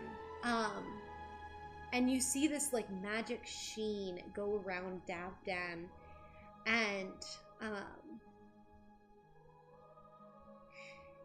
after a moment, Davdan's like, I don't feel different. And Venali goes, I mean, you won't feel different. You're still you. it's just you have new abilities. And Davdan's like, dope. Like what? And Venali claps him on the shoulder and goes, in time you'll realize them. Use this time with your new companions to try and practice. And Davdan's like, okay. Like, I hope we can do this. And Venali's like, for our sake, for the sake of the Heartstone, he's touching his necklace again. And he goes, I hope you will as well. And with that, they leave. They begin to leave the dragon's lair. And the dragon, again, is looking at you, Dusty. And Eroselium goes, Venali. And the pair stop. And he goes, yes? He goes,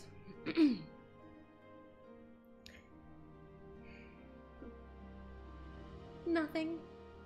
Just a bit of dust on your robe. And Venali is like, I mean, that doesn't really matter, but okay, thank you. And then they leave. And you're taken along with them as the dragon is just staring right at you, Dusty. It's just like... You're like,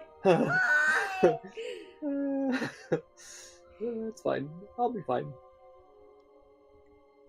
And with that, Dusty, you are able to return to your room with new information, especially on new abilities that Davdan has, but apparently Nuvian has had this whole time and has been able to master. So, with this... Oh. No, I'm just... With this, you return back to your bedroom. You're able to return back to the form of Dusty with no one the wiser, except for a certain platinum dragon. And with that, we will end tonight's session. Nice. So, players, how you feeling? Good? Audience? Good. That was nervous at the end. My goodness. I was expecting a late night. We have to run. We have to escape. Yes. I was hoping that there was a tree down there. And let me tell you why I was hoping there was a tree. I have a spell now that basically just lets me teleport to any tree that I've seen. The tree travel But spell? only if there's a tree close by. And so I was like, if push comes to shove, I could just teleport away from the dragon. But there was no teleporting away from the dragon. If he caught me and decided to just kill me, he totally could have. Totally could have. Yeah. He knew you were there. He literally was like, I was there. he was like, How's I your see backup you. character, Dusty? Oh. Greg. You ready for there. that? I should probably level him up. Actually, Oh, shoot. on that note, you guys all gain a level up. Wow! Yeah, so exciting. Leveled guys up in my are relationship, level leveled up now. in experience. +1. What level are you now? This is level 10. Level This will be our 10. 10th level. Nice. You guys are level Halfway. 10. You've reached double Halfway digits. Ah. For all Almost of you, Tier 3. for all of you in the audience, just so you know, if you guys would like to get back your audience inspiration, please make sure to comment your answer to this question, to the following question on our video, so that way you can get your audience inspiration back and to be able to affect the roles in the game and to continue messing with the players a bit. The question is going to be... Oh, that's a good question. Can I What do you suggest think is one? included in the Nuri. ability? Oh, yeah. Is this a- Yeah. That was it. Megan and I are same wavelength. What are his new abilities? That's Okay, Yeah, what do Same you think wavelength. Davdan's new abilities are? Yeah, so let us know in the comment section what you think Davdan's new abilities are. And Melody Wolf says shadow travel. So Melody Wolf, you get a point of inspiration if you haven't Nice. already used yours. I was actually going along that line of thought, where I was like, oh, what if all these like drow abilities that they got are actually Nubian spreading his inheritance? Could be. Could be. C1 class says he's able to see 30 seconds into the future. So that's awesome. Hope not. But C1 that class, would you be also cool. gain a point of audience inspiration. So if you guys comment on this video on YouTube, the Twitch people kind of comment right before we end. But again, also you can go to our YouTube channel, find this video, just streaming it now, and comment your answer, and you'll get a point of audience inspiration to use to affect the roles in our future game. We love you guys so much. You're amazing. We'll be back next week, Friday at 6:30 p.m. Mountain Daylight Time. And we're so excited. We're so excited because we're getting near the end of the campaign, guys. We're probably going to end this campaign before the end of the year, so... Woo, that's crazy! So we're very excited to continue the story and see what happens next. So don't forget to comment below what you think Davdan's new abilities are, and you'll receive a point of audience inspiration to affect the roles in the game. With that, we'll go to a little outro just for you guys. We love you guys, and we'll see you next week.